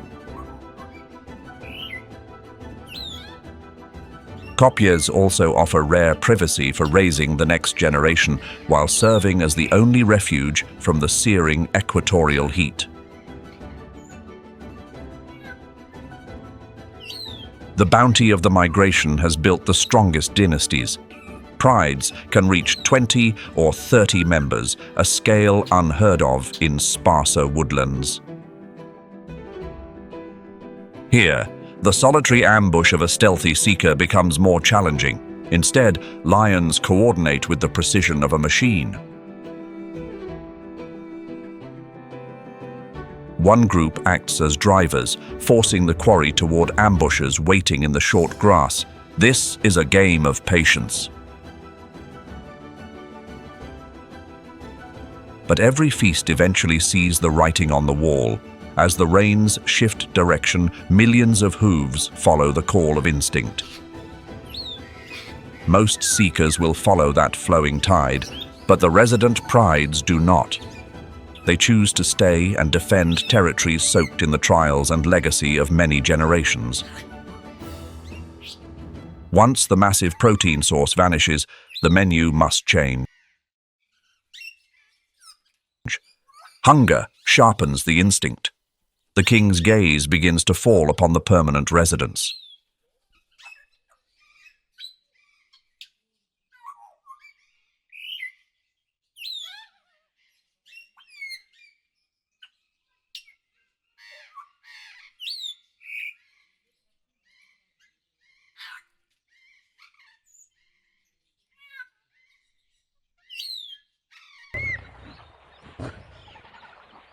Baboon society is like a Shakespearean play in the bush, where intrigue, betrayal, and conflict unfold daily under the African sun. The most formidable foe of the baboon hides within that intense heat: the leopard. This apprehension is so great that merely catching the scent of a leopard's presence causes a baboon's stress hormones to spike. This rivalry has been etched into the genetic code of both species through millions of years of evolution.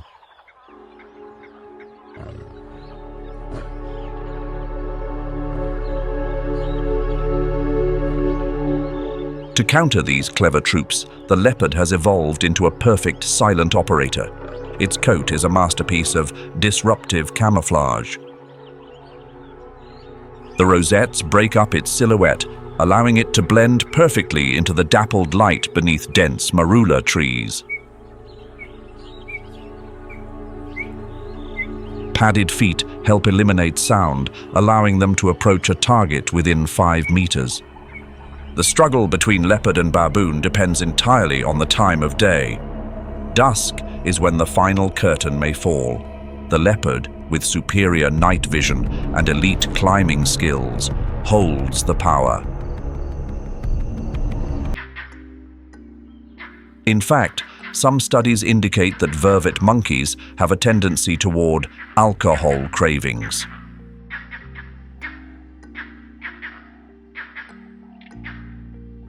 They frequently take alcoholic beverages from travelers or eat fermented fruit to seek a buzz.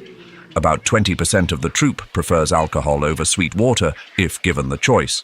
If the Kruger ecosystem were a film, this monkey would likely be a humorous, endearing figure rather than a stern presence like the baboon.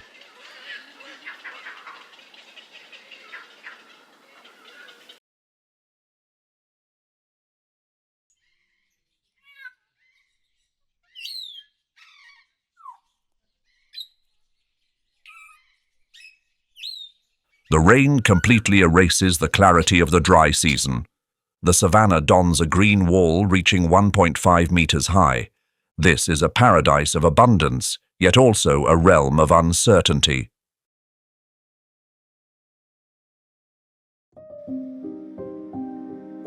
For lions, the rainy season is when their signature golden coats become the perfect camouflage, blending into patches of parched grass and lush greenery. With visibility obscured, the success rate of ambushes skyrockets. The king simply vanishes into the thick grass. Every movement, however slight, within this maze could be the final breath of an unfortunate soul.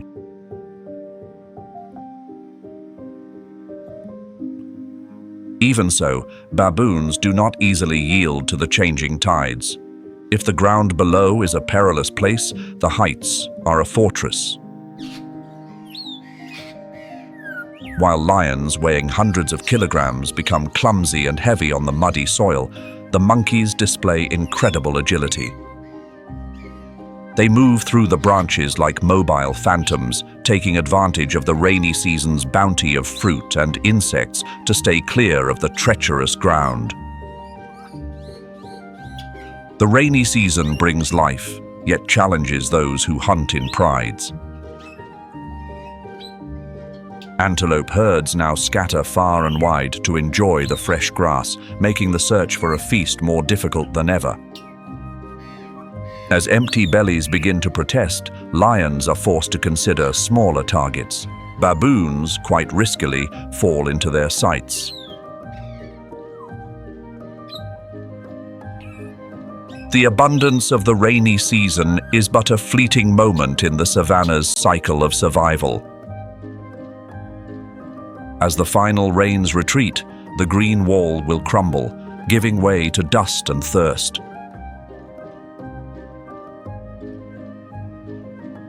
A new arena is taking shape. We are about to enter the most challenging phase, the dry season. The generosity of the rainy season recedes, yielding to a fractured reality. As temperatures reach 40 degrees Celsius, the savanna transforms into an inescapable furnace. The thick foliage, the baboons' strongholds, now stands as nothing more than withered skeletons. The tactical shift starts here. For the baboons, the dry season is a perilous trek.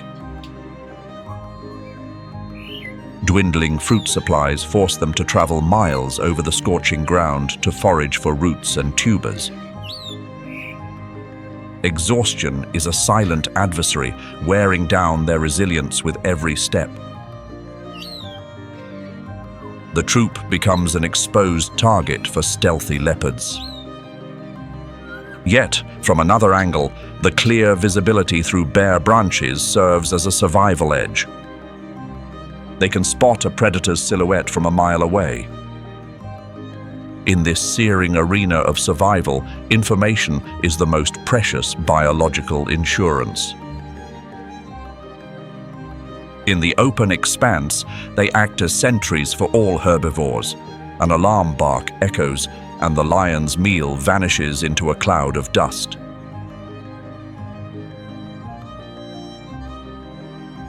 Hunger begins to wear thin the king's patience. During the rains, the king might overlook the 5-centimeter fangs of the spirited male monkeys. But as empty stomachs protest, all hesitation is cast aside. The king no longer has the composure to tolerate these cunning informants. At parched watering holes, alpha males are ready to risk it all in a frenzied dance of destiny. They have their backs against the wall. Every shift in the relationship between lion and baboon is dictated by the savanna's massive flow of protein. The antelope herds, the most populous citizens of this land, are the resource that determines survival.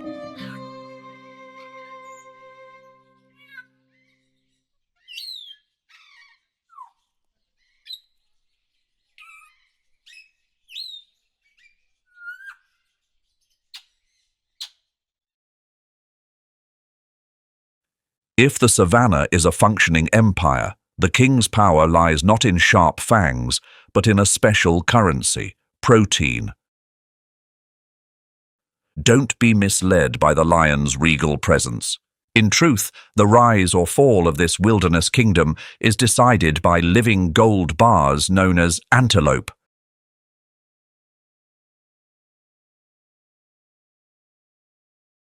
They are the budget fueling every predator's ambition. While a buffalo weighing nearly 1 ton can humble any pride with a direct charge, species like the impala or gazelle offer a more manageable family meal. They provide vital energy with minimal risk.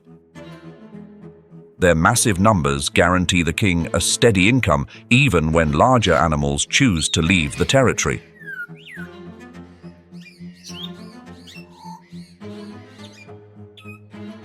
The wild has no place for clumsy beginners. Here, the antelope serves as a visual aid in the lion's school of survival. Smaller or aging individuals are frequently used by the lioness to sharpen the instincts of the next generation. Lowering the center of gravity, timing the move, and mastering the final hold. Every lesson in the art of the hunt is practiced on these targets. It is a demanding yet effective training process. Through these small-scale pursuits, the cubs gradually come of age. They realize that an unyielding nature and coordination, rather than raw muscle alone, are what keep them at the top of the food chain. Additionally, the antelope migration serves as the compass for the pride's destiny. The king reigns wherever the food is found. When millions of wildebeest begin their journey for mineral-rich grass, lions must become cartographers of existence.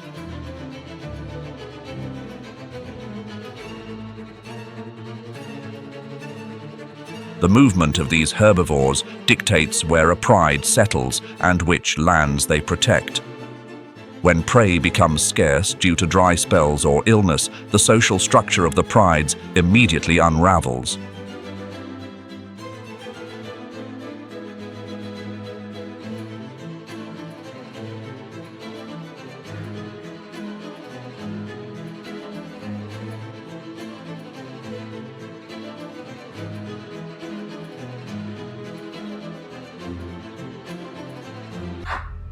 The confidence of the crowd overcomes instinctive fear.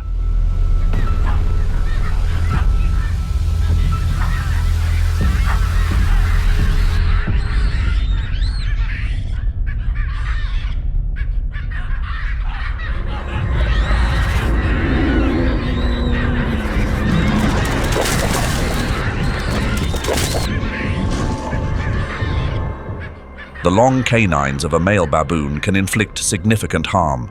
For a solitary creature like the leopard, being injured means an inability to hunt and potential hunger. Pride is less important than life and the future. They choose to withdraw.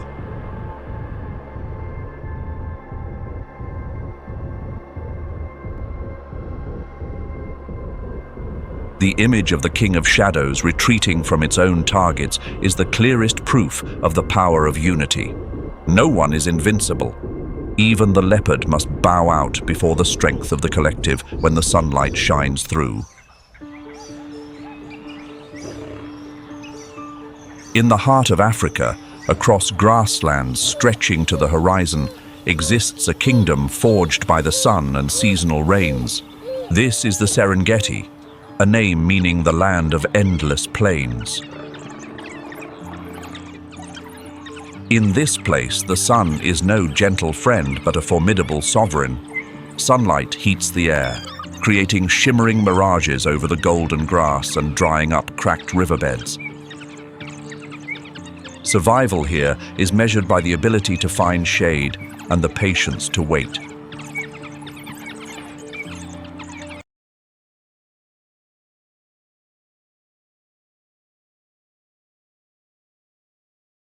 As the mobile corridors of sustenance depart, the king's menu becomes leaner and more demanding. Welcome to the retail sector of the savannah. This realm belongs to the smaller antelopes, athletes equipped with the keenest radar systems on the planet. The impala and the gazelle. The impala is a flawless early warning system. They possess scent glands on their hind legs to mark paths and ears capable of catching the slightest frequency. An adult impala can leap 3 meters high and 10 meters long, making standard pouncing attempts look amateur. Meanwhile, gazelles are masters of visual deception. Their stotting behavior is a cheeky message sent to the seeker. Their bodies are streamlined for explosive speed, turning them into tan-colored lightning bolts across the plains. For a lion, mobilizing the whole pride for a single gazelle is a waste of resources. A large group only creates clutter and risks exposure to those sharp eyes. 1 or 2 hunters are the absolute limit.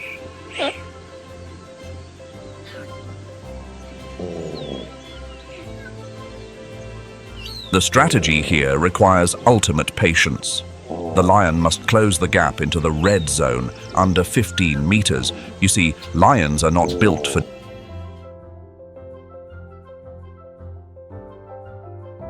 distance.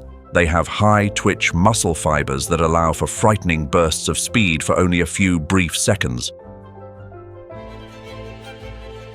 If the game isn't finished within the first 30 meters, the antelope wins through superior lung capacity. Success rates in this niche hover around 20 to 25%. The prey is so agile it can pivot mid-air, leaving the seeker behind in the dust.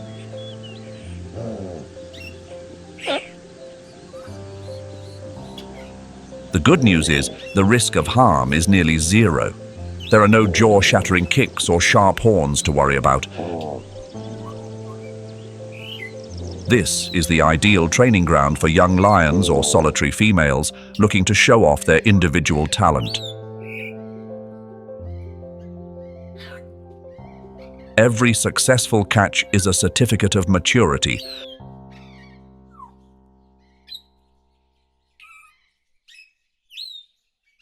allowing them to cut their teeth as independent hunters before the harsh dry season tightens its grip.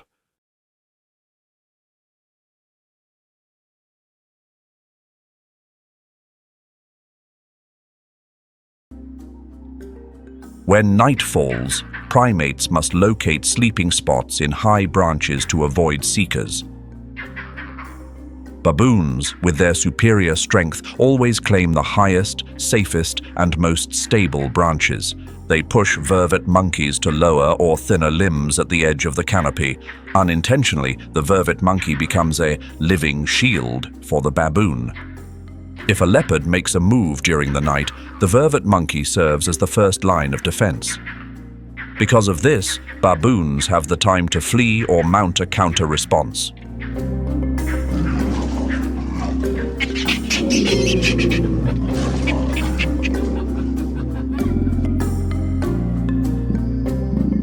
Despite being overwhelmed, the vervet monkey succeeds through social intelligence. They live under a strict matrilineal system. Females remain within the troop for life, while males must depart upon reaching maturity. This harshness is only part of the story. Behind the raw pounces is a trade-off that defies imagination. An incredibly cunning dark side that they have carefully hidden beneath the guise of the pursued. What you are about to see will completely redefine the meaning of honesty in the wild.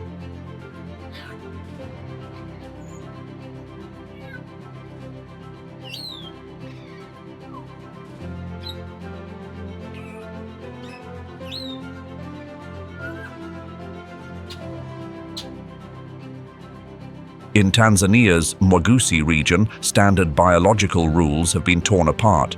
Here, the baboon and lion have established what is known as a shadow pact. This is a departure from loyalty.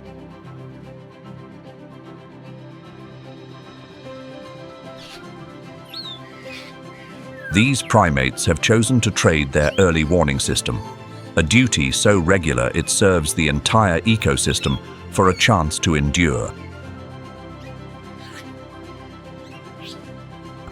They have learned to remain silent in the presence of the ultimate predator. An unspoken rule persists across generations. The king will not make a move so long as his subjects maintain absolute silence.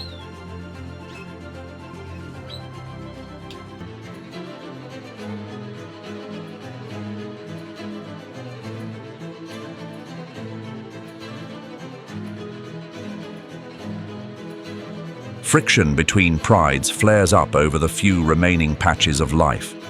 It is a classic irony of nature. The supreme ruler is actually led by the nose, by the footsteps of the prey.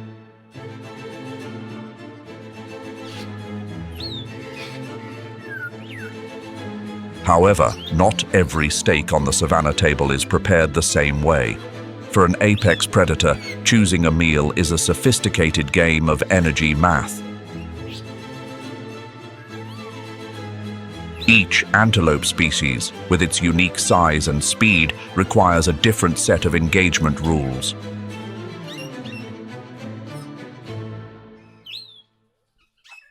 To appreciate the king's tactical finesse, we must look closely at how the antelope world is divided into different weight classes.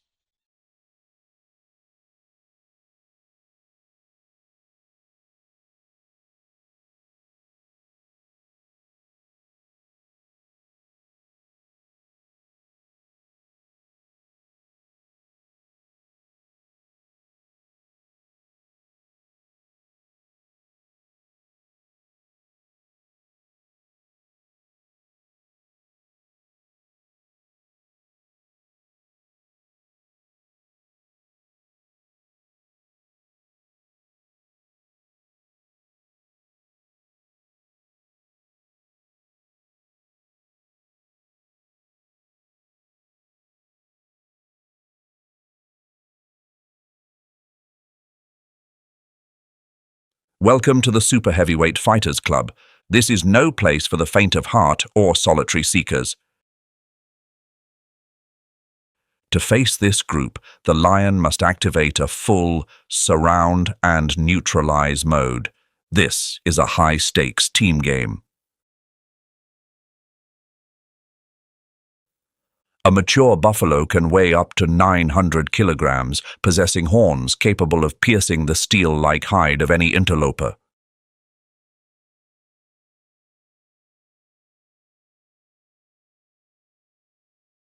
The eland, the giant of the antelope family, carries the mass of a truck, yet possesses a startling leap.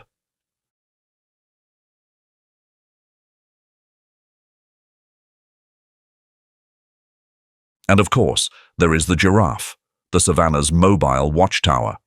These engagements showcase the tactics and daring of the royal forces.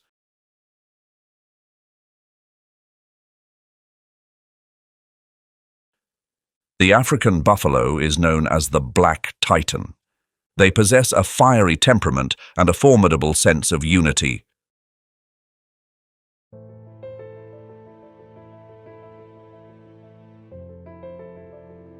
A head-on charge can shatter a lion's ribs in an instant. The key to success here lies in the presence of the males. They provide the raw muscle needed to break the resistance of this dark giant. The strategy is exhaustion. The hunting party clings to the flanks and legs, using gravity to turn the target into a stranded anchor.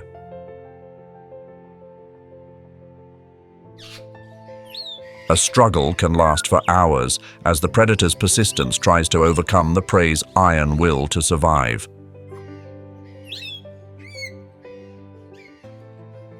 One small slip in positioning can turn the seeker into a fallen casualty beneath steel hooves.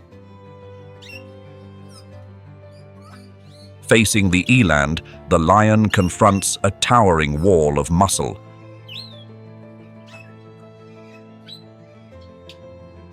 The eland's weapons are its mass and sharp horns ready to pierce an opponent's underside.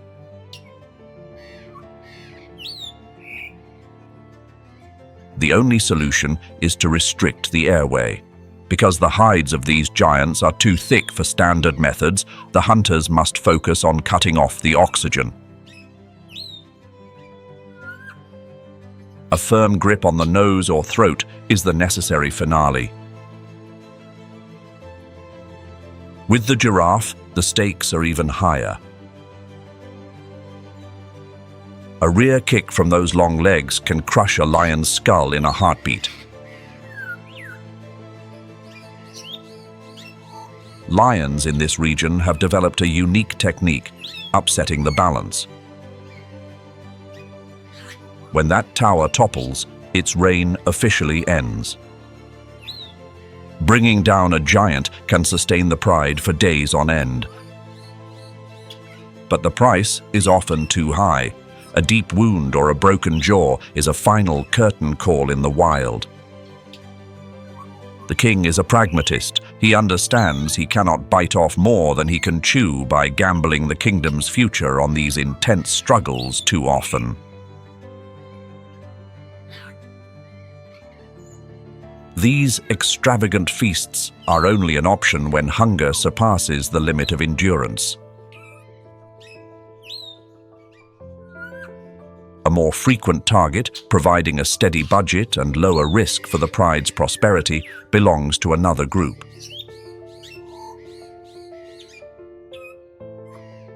They are the ghosts of speed and the most numerous citizens of the plains, the medium-sized antelopes.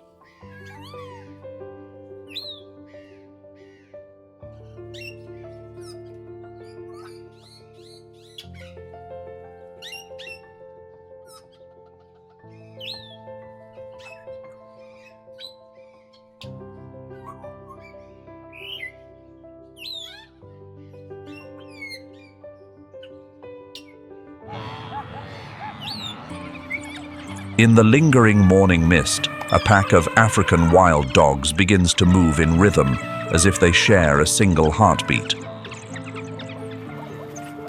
Their footsteps are nearly silent, like specters gliding across the parched earth.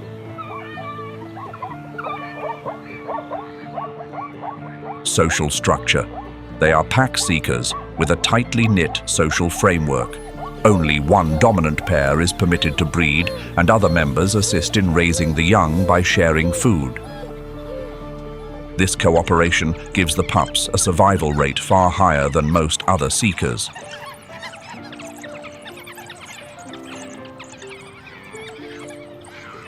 Each individual possesses a unique coat pattern, helping them recognize one another quickly during high-speed chases and across great distances. Large, rounded ears not only assist in cooling, but also capture sound with extraordinary sensitivity, allowing them to keep an eye out for the movements of their targets from afar.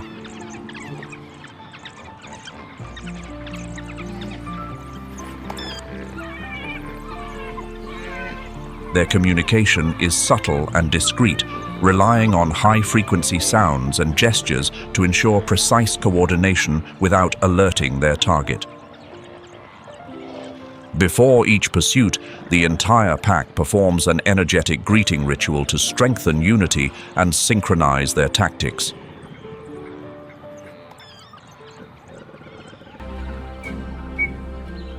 Yet the crown always comes with a heavy burden. The alpha male constantly faces immigrants. These are young, strong males from other groups moving in to seek opportunities for advancement. They bring fresh blood and the ambition to overturn the old order.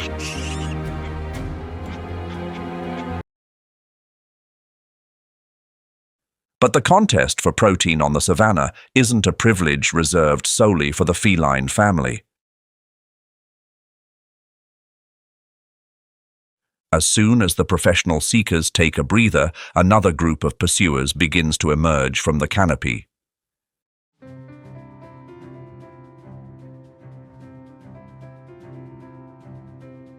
Mature male baboons, specifically the chacma and olive baboon species.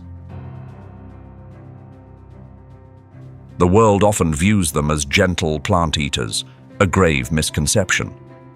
They are ambitious, omnivorous creatures. When their bodies demand concentrated protein and fats, these noisy neighbors are ready to become a source of great unease for the hoofed species.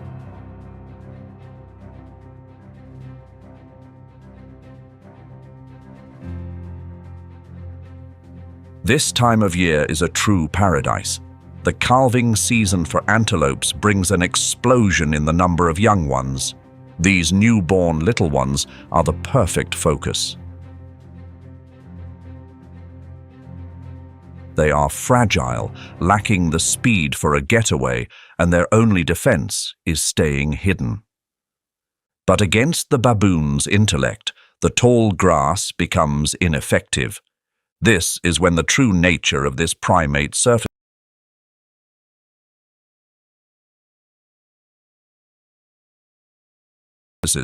They don't need high-energy pursuits spanning several kilometers. They simply need observation and a set of hands strong enough to seize the moment.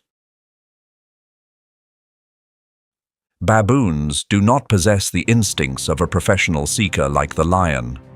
There is no move aimed at swiftly restricting breath. They utilize raw force, a primal, unflinching intensity.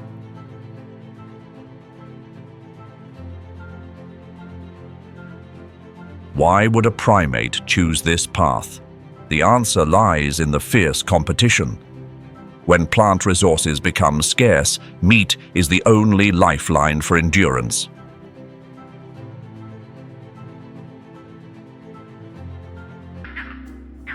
Young females assist in caring for and carrying the offspring of higher-ranking females. This is how they gain experience and build alliances. This behavior is their characteristic allomothering. However, the vervet monkey is also known for vices that mirror human behavior. Near the Skukuza camp, they have learned the habit of taking food from visitors. They know how to operate tent zippers, open trash bin lids, and recognize food packages.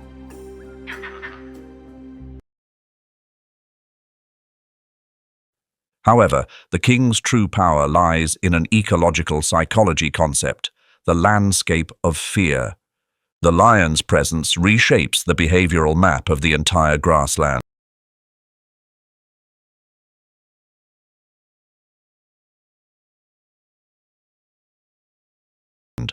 Grazers never linger too long in vulnerable spots like riverbanks or thick brush, prime locations for a surprise encounter. This wariness unintentionally becomes a protective barrier for vegetation.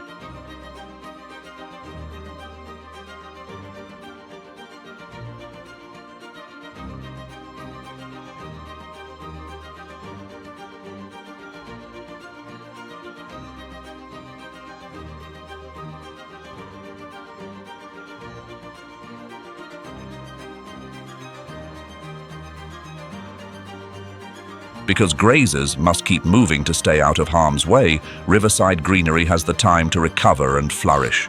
Trees grow tall, their roots anchoring the soil to prevent erosion while providing homes for millions of birds and insects.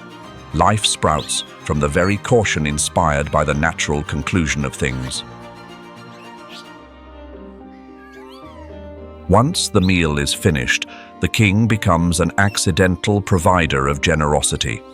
What remains opens up a grand banquet for the cleanup crew.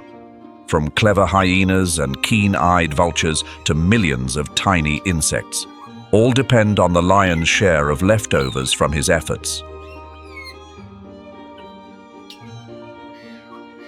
More importantly, through their success, lions help redistribute vital nutrients like nitrogen and phosphorus back into the soil across various locations.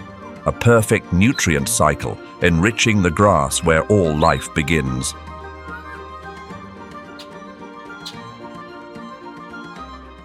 The most vital role and the heart of this standoff is the regulation of mid-level pursuers.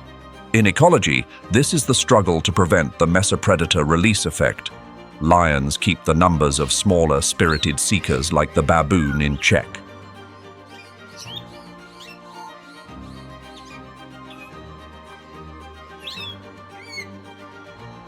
When lion populations decline or vanish, olive baboon numbers have been known to surge like an outbreak.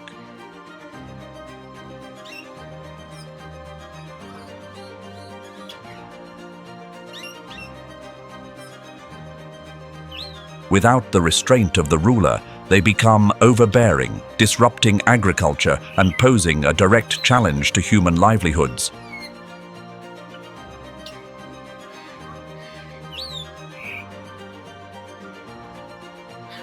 The king's presence is the key factor in taming the cleverness of this intelligent primate. Without the lion's strength, the baboon's trickery would descend into uncontrollable chaos.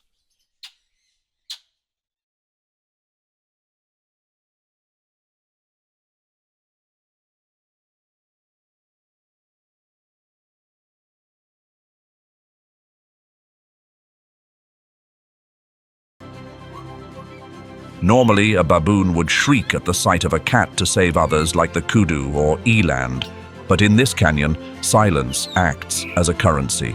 The troop watches the hunt unfold with intense focus, nearly matching the curiosity of accomplices. This primate's intellect allows them to suppress primal unease, watching as another life is taken without uttering a single warning. They observe the end of others to ensure their own survival.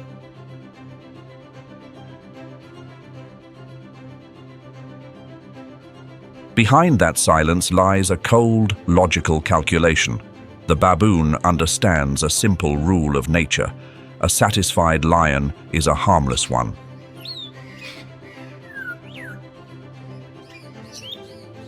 Helping. A lifelong rival successfully catch a plump antelope is their way of investing in long-term security. They choose to play both sides, befriending the shadow to secure moments of true tranquility.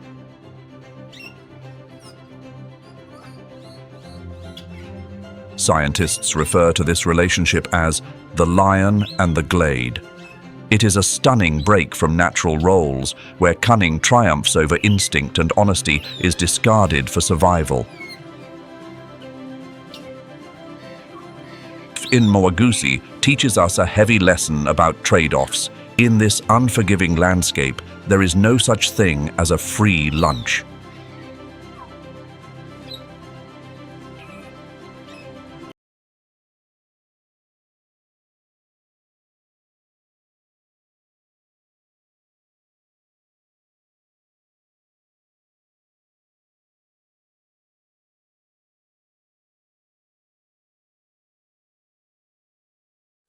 The standoff between the lion and the baboon has never been just about violence or a series of pointless pursuits. It is a pact never signed on the grasslands of the Serengeti.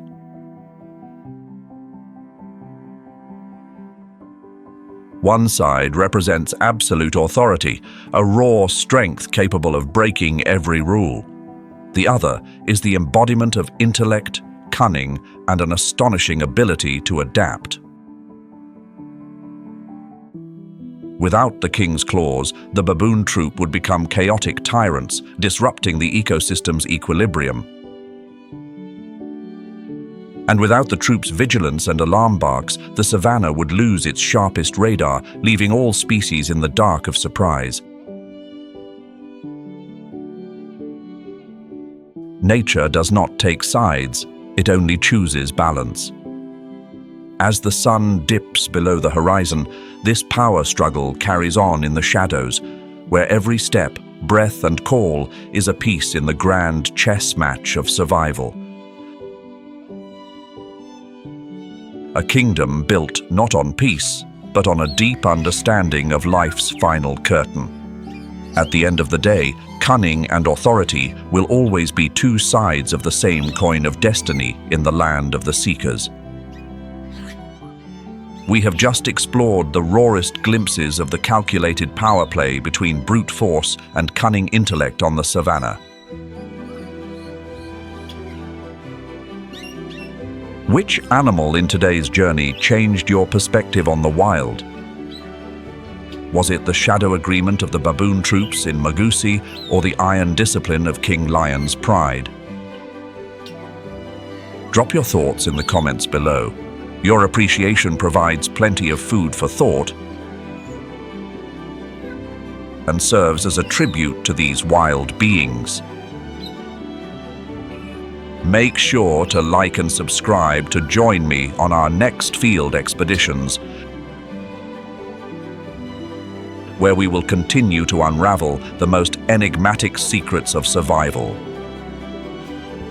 And if you are ready to venture further into the wild, explore hyena versus lion.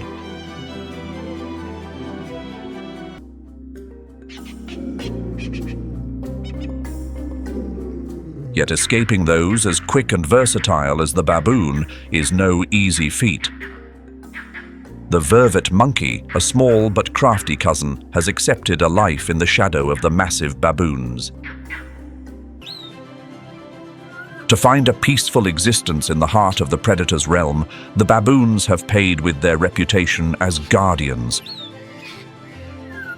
They have transformed their superior intelligence into a sophisticated tool for deception.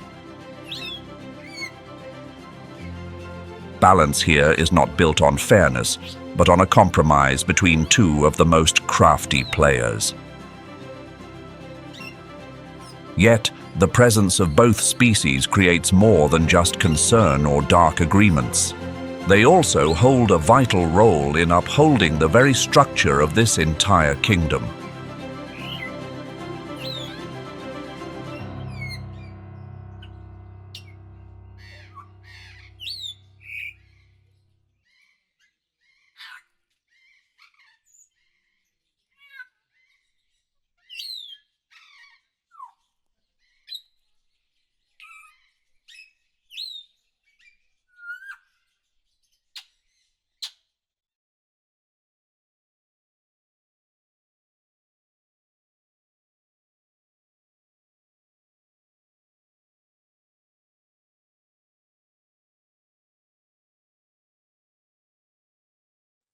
A baboon is never one to stay still. Every day, they undertake a journey spanning 10 to 15 kilometers. This is more than just a stroll for sustenance. These omnivores are the savanna's most dedicated gardeners, always going the extra mile to ensure the land flourishes. Fruits and seeds pass through their digestive tracts unharmed. On the contrary, they are encased in nutrient-rich fertilizer and deposited in entirely new lands. Through this tireless movement, mopan groves and acacia canopies can spread and maintain a wide-reaching presence. A quiet yet persistent cycle of renewal, driven by those often seen as mere nuisances.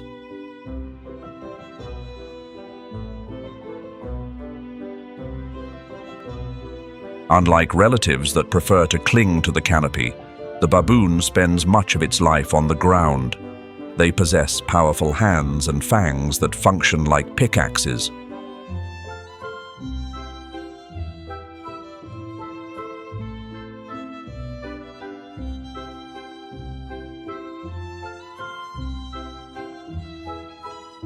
Foraging for tubers, roots, or insects is essentially a natural farming process. Parched topsoil, compacted by the sun, is turned and loosened. This intervention allows precious rains to soak deep into the earth instead of washing over the surface.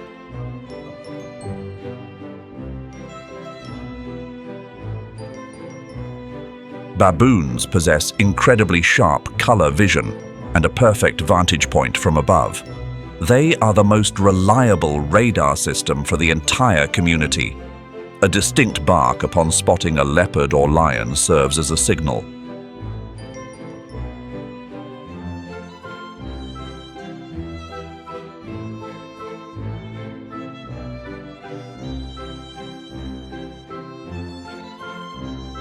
Their intake includes everything from insects and reptiles to bird eggs.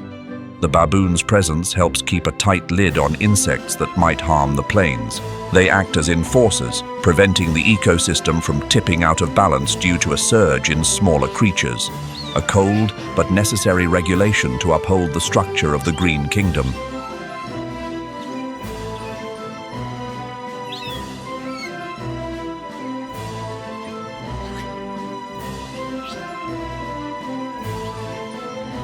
Finally, the baboon itself is a vital energy reserve.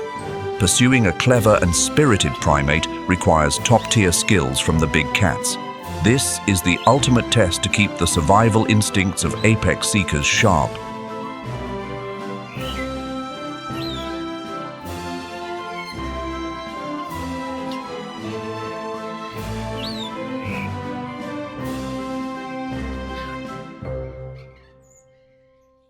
Even when their time comes to an end, their remains are a valuable gift for scavengers like the hyena or vulture.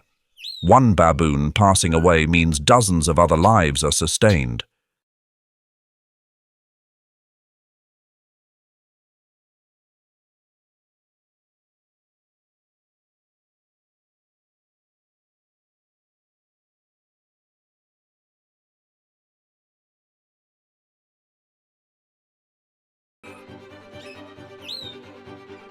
They can draw near their target within 10 meters without being noticed.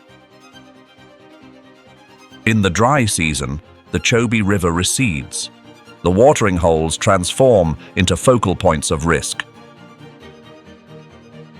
Every trunk and thicket might be concealing a seeker patiently waiting for thirsty travelers to find the water.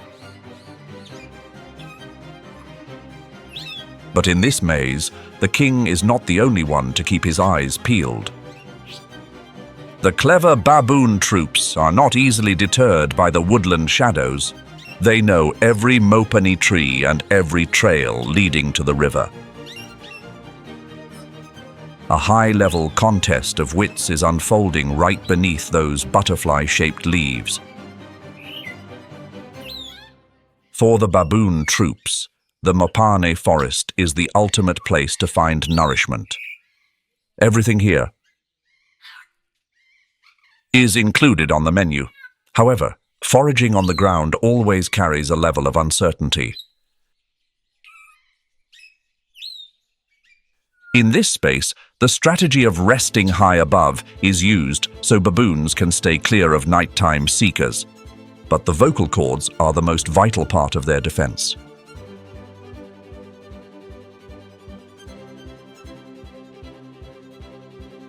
It has the strength to neutralize even the most carefully crafted surprise, yet the woodland remains a multi-layered arena. The leopard is the constant rival, agile enough to navigate the baboon's defenses. In these cases, lions often play the role of patient observers on the lower level.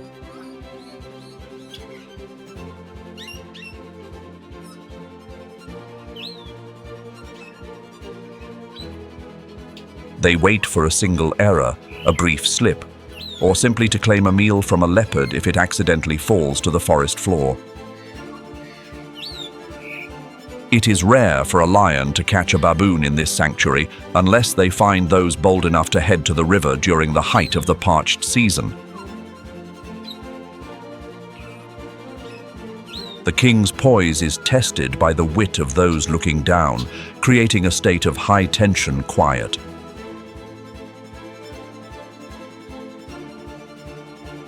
But the protection of the green sanctuary does not extend to every corner of the wild. In places where there are no branches to offer refuge, no cliffs to provide an escape,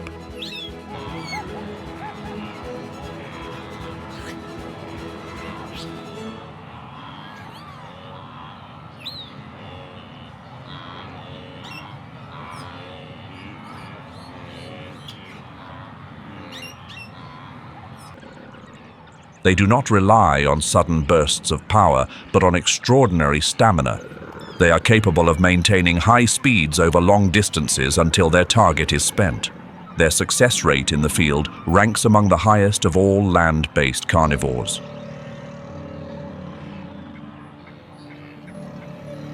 In the distance, a herd of wildebeest moves slowly. Their brownish-grey coats, high shoulders, and powerful limbs create a gait that is somewhat awkward yet highly enduring, perfectly adapted for long journeys across the grasslands. Group tactics. They are pack-dwelling grazers, relying on synchronization and overwhelming numbers to minimize the risk of being claimed. During the Great Migration, their numbers can reach hundreds of thousands, forming a never-ending river of life. They can perceive signals from their kind with incredible speed. If just one individual reacts, the entire herd moves immediately. However, this very reliance on collective reflex can sometimes leave them exposed to a persistent seeker. In moments of commotion, the herd can fall into temporary disarray, leaving isolated individuals ideal targets for the seeker. The pursuit does not begin with an explosion of speed, but with a steady, unrelenting pace. The wild dog pack takes turns leading the chase, maintaining constant pressure to wear down their target's strength. They do not require an immediate conclusion, but simply apply pressure until the target can no longer run, knowing their persistence will pay off in the long run.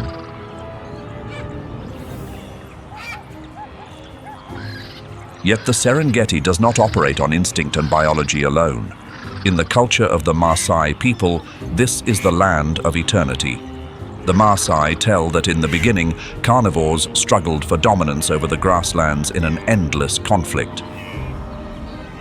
The lion, with its power and pride, declared itself king.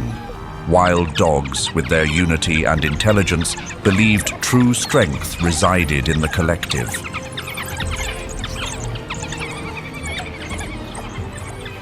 To resolve the dispute, the creator Enkai established a law. Each species would have its own path to endure, and no one would be permitted to claim everything. From then on, two strategies for the hunt emerged: overwhelming power and persistent coordination. They never cross paths, but they always coexist.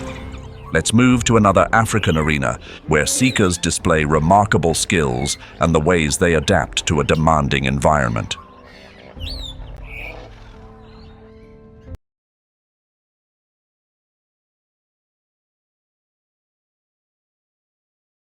If baboons are the cunning agricultural engineers, then lions are the supreme administrators of this realm.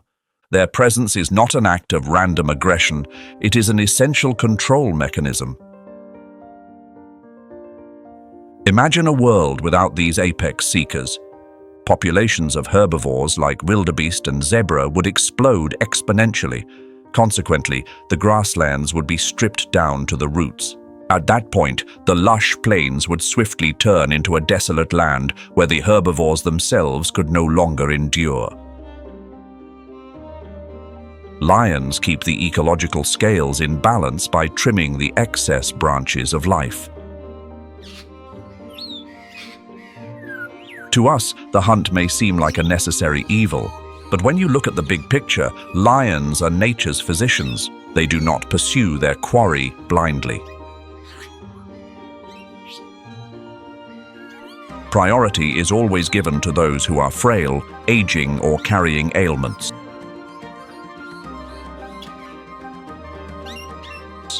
Removing these weak links helps prevent the spread of potential illnesses among the hoofed communities.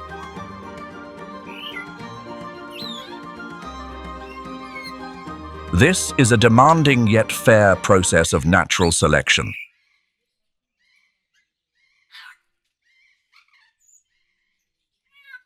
Only the strongest and swiftest genes are passed on, ensuring the lasting vitality of the entire ecosystem through millions of years of evolution.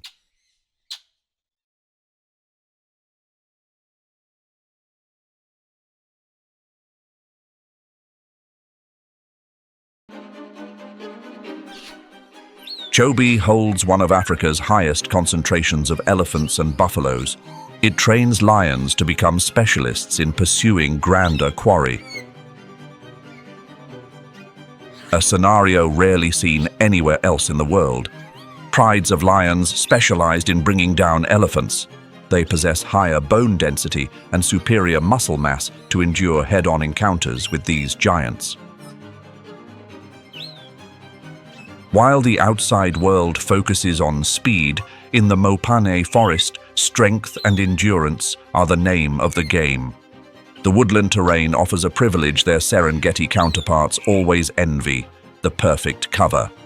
Without the need for draining pursuits, lions here utilize the rugged mopane trunks to close the gap. On the other side, in the cliffs of the Rift Valley, Taji, king of an Anubis baboon troop. The weapon of a baboon king. A social order tight enough that the young, the old, and even the rival for the throne each have a place. It is something stronger than any individual. Even a lion.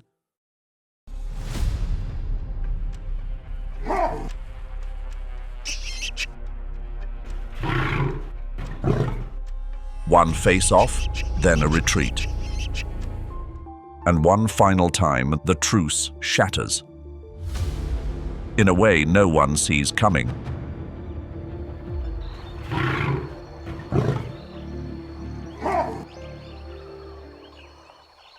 And her choice to den right at Taji's doorstep puts the two kingdoms on a collision course they cannot avoid.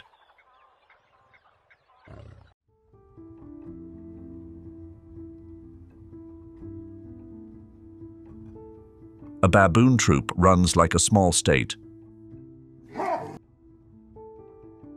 That watch system lets a species with no long fangs or sharp claws survive. Among predators, many times its strength. Hierarchy, law, and a memory spanning generations are this kingdom's greatest assets.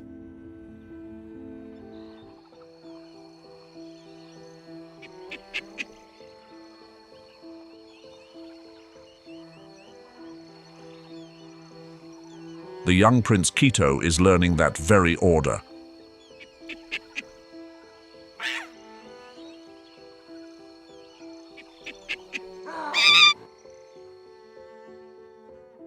Among baboons, knowing your rank in the troop. A death trap to the young. Taji's kingdom is truly to be feared. The intelligence that lets them drive off lions also makes them cold-blooded hunters. That is why every species around here stays alive by a trick of its own.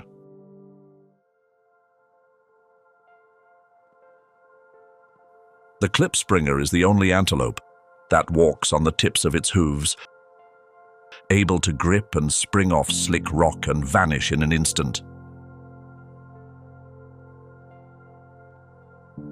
One land, many ways to survive, each a different answer to the same threat. Even the gentlest-looking species has its weapon. The giraffe's long neck is not only for reaching high leaves, it is also a club. On this savanna, no species is ever truly safe.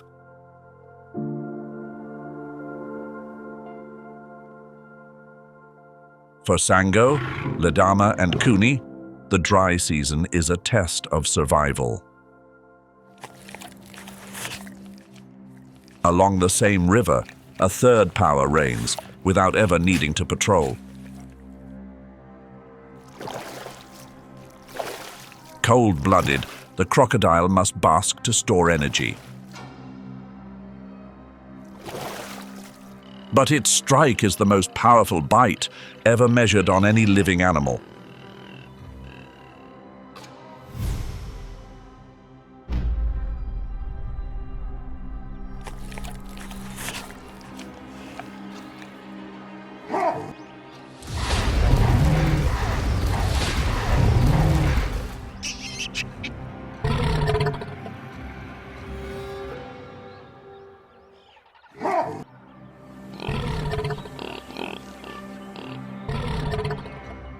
Both lion and baboon know to stay away from the water's edge. And its fate is bound to him. On the lion side are three brothers just out of cubhood, without a single foot of land to their name.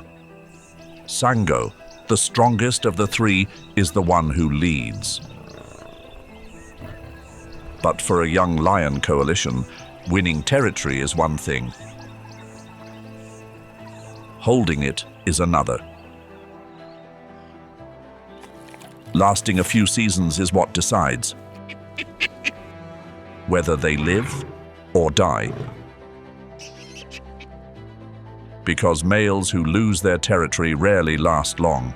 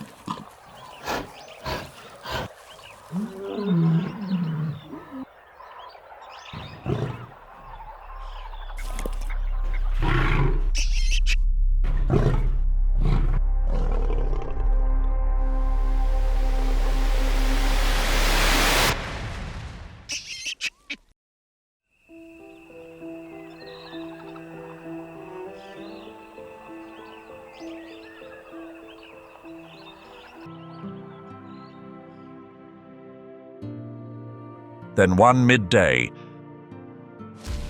the last distance between the two kingdoms disappears.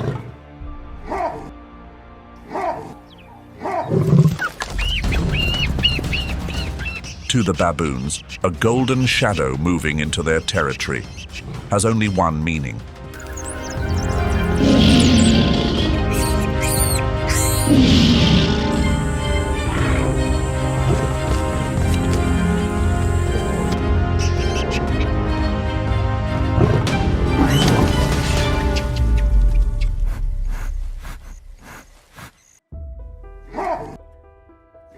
A male baboon's fangs run nearly 5 centimeters, a match for the lion's own.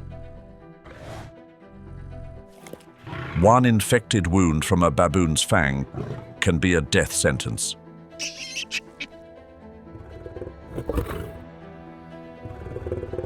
This time, intelligence and numbers win. But this balance will not hold forever.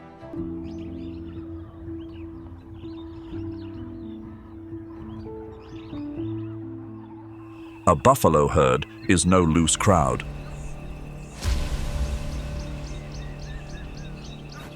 When one calls for help, the whole herd turns back into a wall of horns. This is the lesson that binds the two kingdoms together.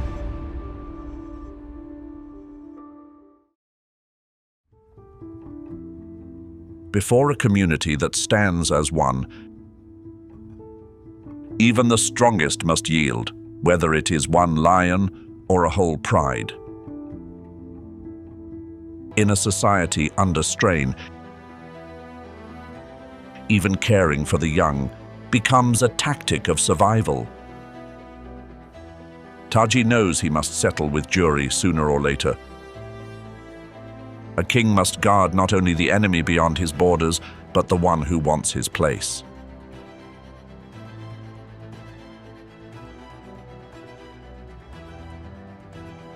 When a herd of elephants passes through, Quito learns a lesson not from fear, but from his mother's calm. Amani does not react to the elephants because she knows they are no threat. A store of knowledge handed down the generations teaches each generation of baboons which species to fear and which to ignore, so they never waste their vigilance in the wrong place.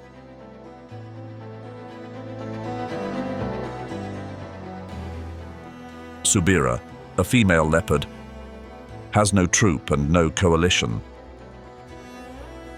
Her weapons are solitude and surprise. For a lone hunter, keeping a meal is as hard as winning it.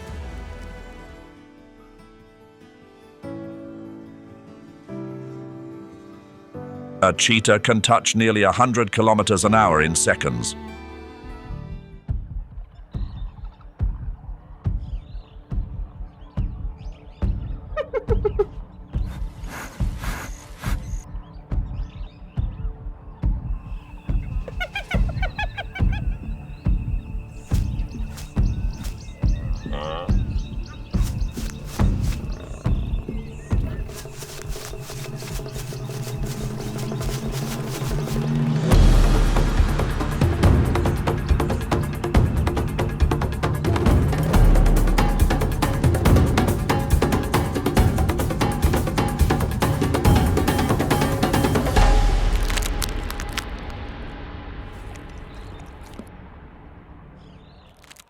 But the very body built for that speed is its Achilles heel. A small injury is enough to rob them of the one thing that keeps them alive.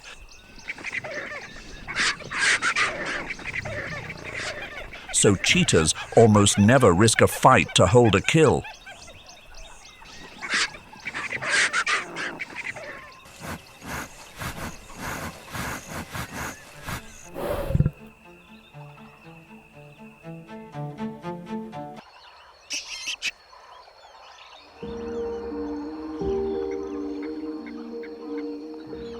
The two kingdoms collide over the same thing: water. The Mara is the only river that flows all year round.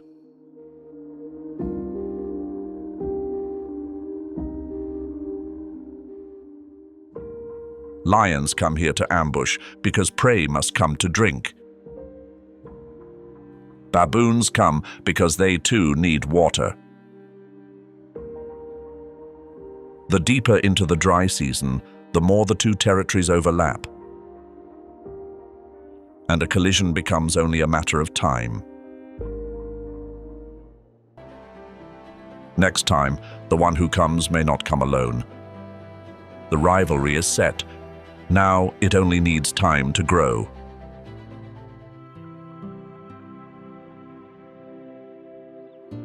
The dry season is the cruelest enemy of a coalition with no territory. With prey scarce, every empty-handed day is a day they grow weaker. And a weak coalition is one about to be driven out. Time here sides with whoever already holds the land, shadowing a big predator to pick up scraps. Is a survival strategy, trading risk for a meal it did not have to catch. In the kingdom of the strong, even the weak have a place, as long as they are patient enough and bold enough. The spark is already in place. A lioness with young is always tense and quicker to attack than usual.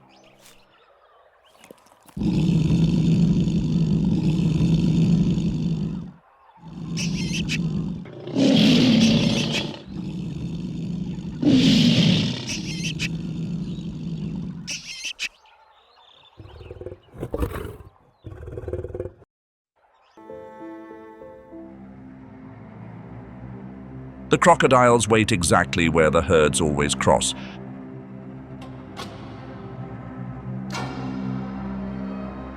Because they remember it from migrations past.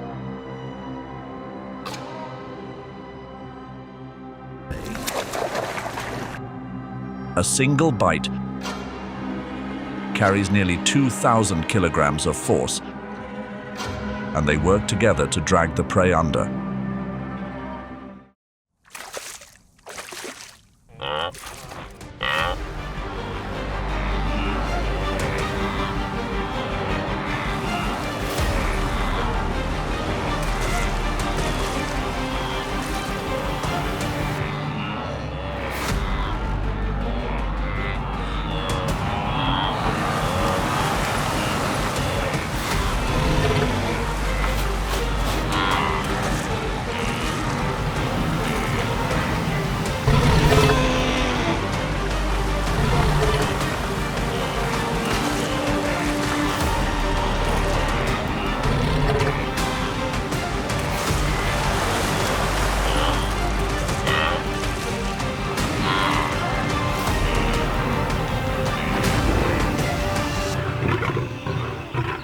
For those who make it, the reward is green grass on the far side.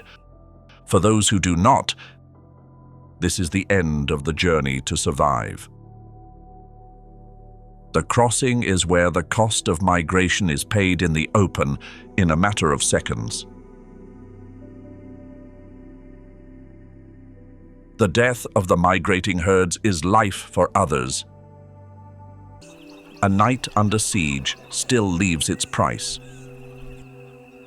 One male is wounded, but it is the troops' response that matters. Instead of abandoning the weak as many species do, the baboons gather around the wounded male. And under the shelter of the crowd, he will most likely live. This is Taji's true weapon, a community.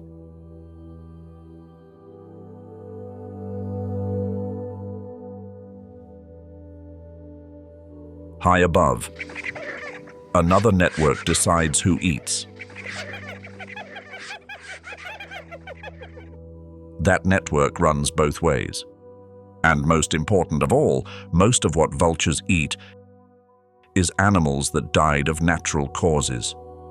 Together with the marabou, they strip the dead clean and keep disease from sweeping across the savannah. Without them, the kingdom of predators would drown in the very death it creates.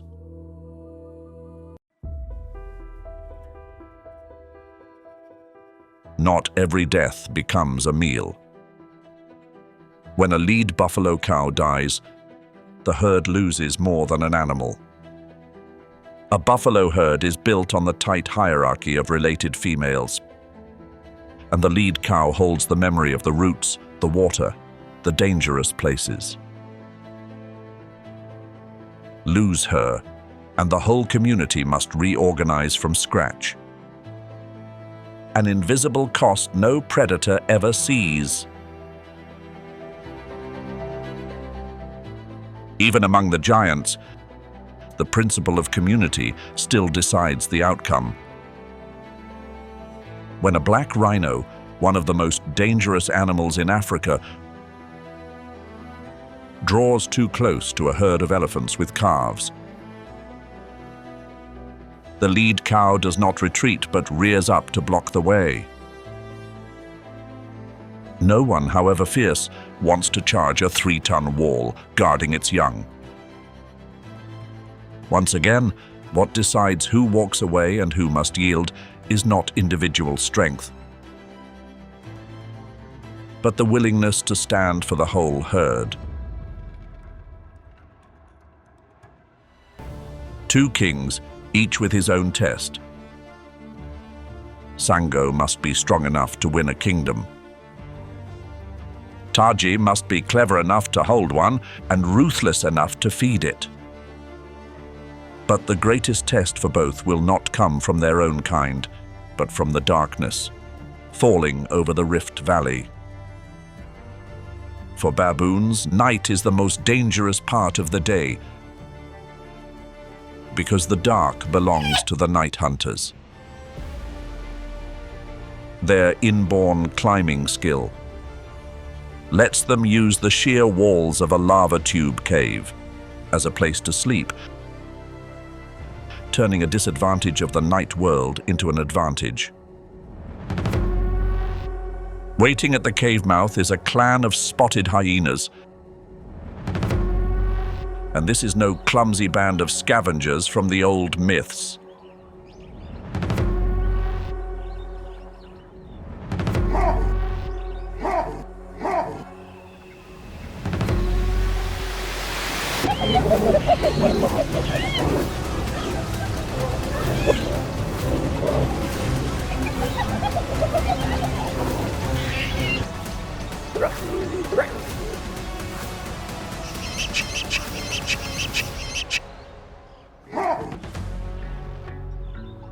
The night standoff lays bare the secret of Taji's survival. The hyenas can smell the prey but cannot climb, so the same cliff that was a doorway for the baboons becomes their fortress wall. The troop's strength lies not in beating its enemy, but in choosing a place to stand where the enemy cannot follow. This is the lesson that will return to decide the whole story.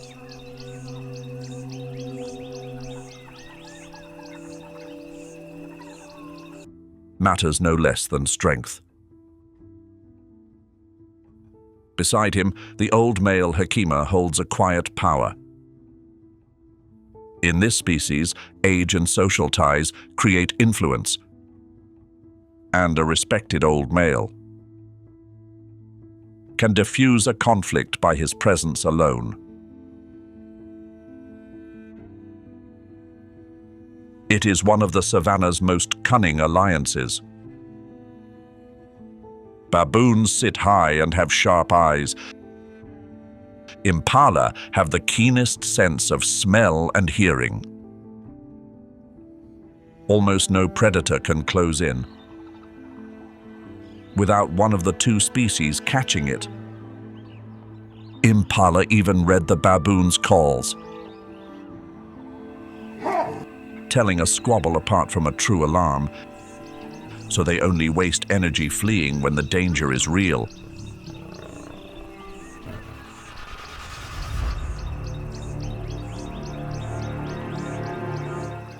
But that alliance hides a deadly truth.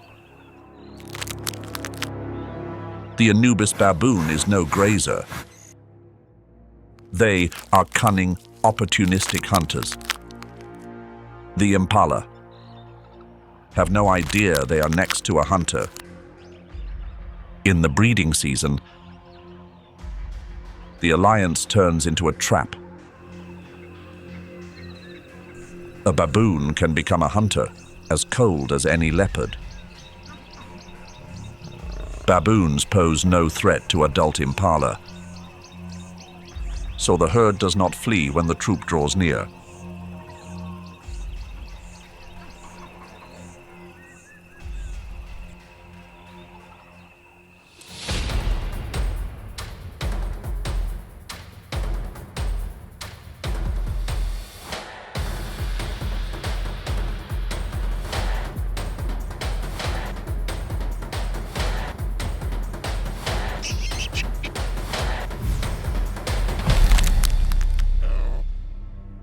The same alliance, a shield to the grown.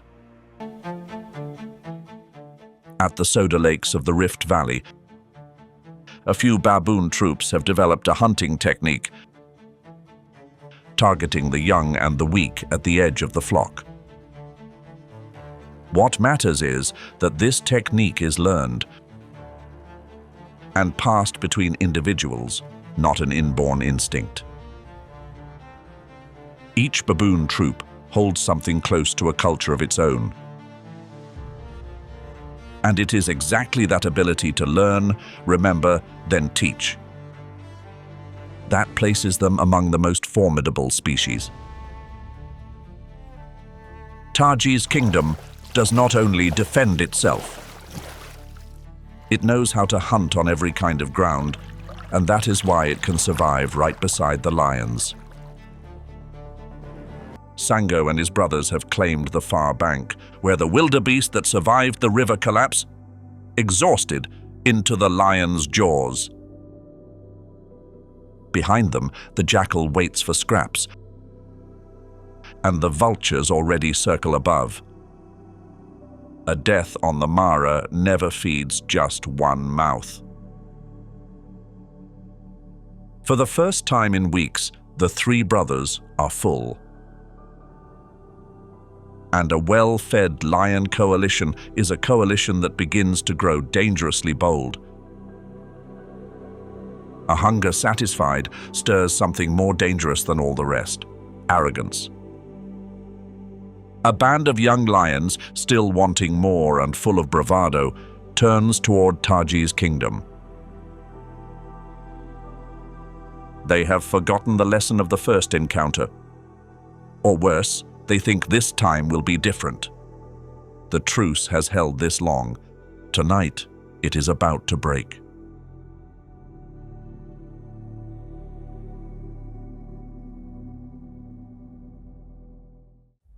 The truce breaks with no one declaring war.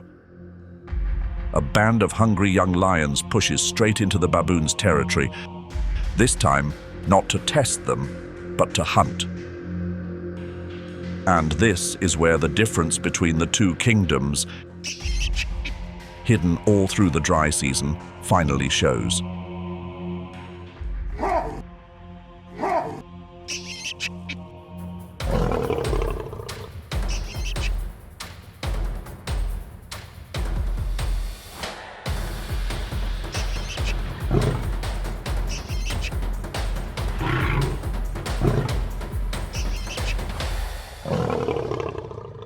The lion's body is a hunting machine perfected for the ground.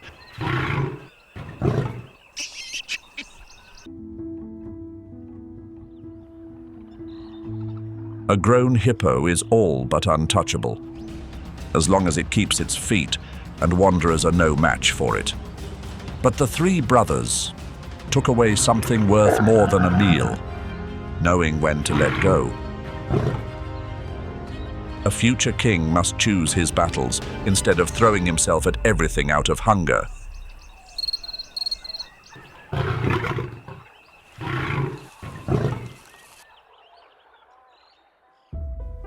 And that is exactly what betrays it in the trees. When the young lions chase the troop up into the branches in the heat of the moment, they deliver themselves into the very terrain where they are most useless.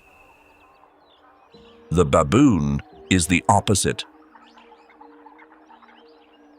Built with a toolkit evolved for exactly this world in the trees. Gripping thumbs on both hands and feet give them a hold the lion can only dream of. And more important still, they know how to turn objects into weapons, hurling sticks down like spears. This is the core difference between the two kingdoms. The lion has strength. The baboon has strength, intelligence, and a pair of hands that can grip. The lesson the young lions carry away is a lesson for life. Do not be foolish enough to take on baboons on their home ground.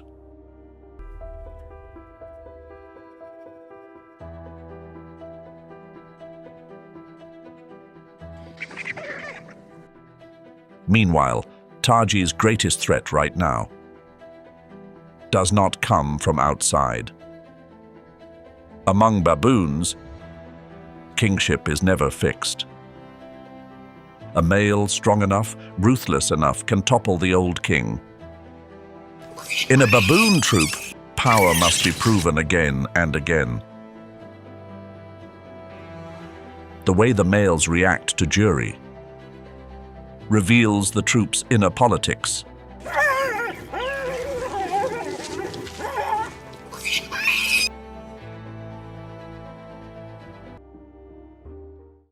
But the Lion Kingdom is not finished.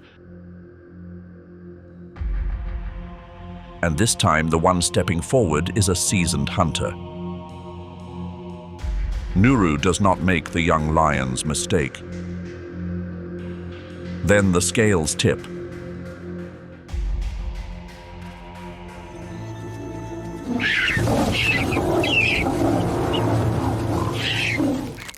For the first time, Taji's kingdom stands on the edge of falling, on its own ground.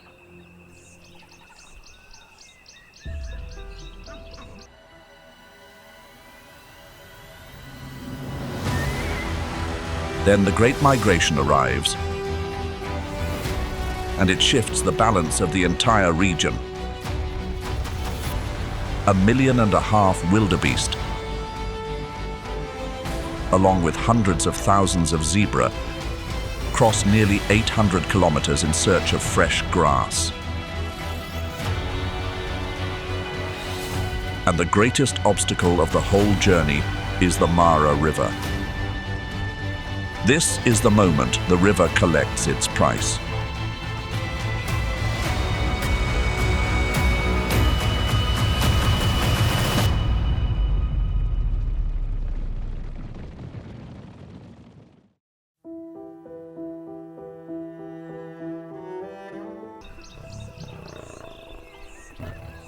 Taji returns to the unfinished fight for the throne. The showdown with Jury is not just a matter between two males, but the question of who this kingdom will belong to. And Taji wins not because he is the strongest male, but because the whole troop chooses to stand behind him. This is the one thing Jury, however fierce, could never have on his own. Among baboons, a king the troop turns its back on. We have just journeyed through the starkest cross-sections of the three supreme laws of survival on the African savannah. Which animal in today's episode made you change the way you see the wild? Was it the calculated restraint at the boundary from the Mara lion pride, or the relentless spirit that defied all limits from the Cylinder coalition? Leave your experience in the comments. Your understanding is the truest tribute to these wild animals. Don't forget to like and subscribe to join me on our next expedition, where we'll continue to decode the most mysterious survival codes. And if you want to explore more about other wildlife, check out Win or Die, full episode, Deadliest Battles for Survival or Lion Attack, the Mapogo Battle for Survival.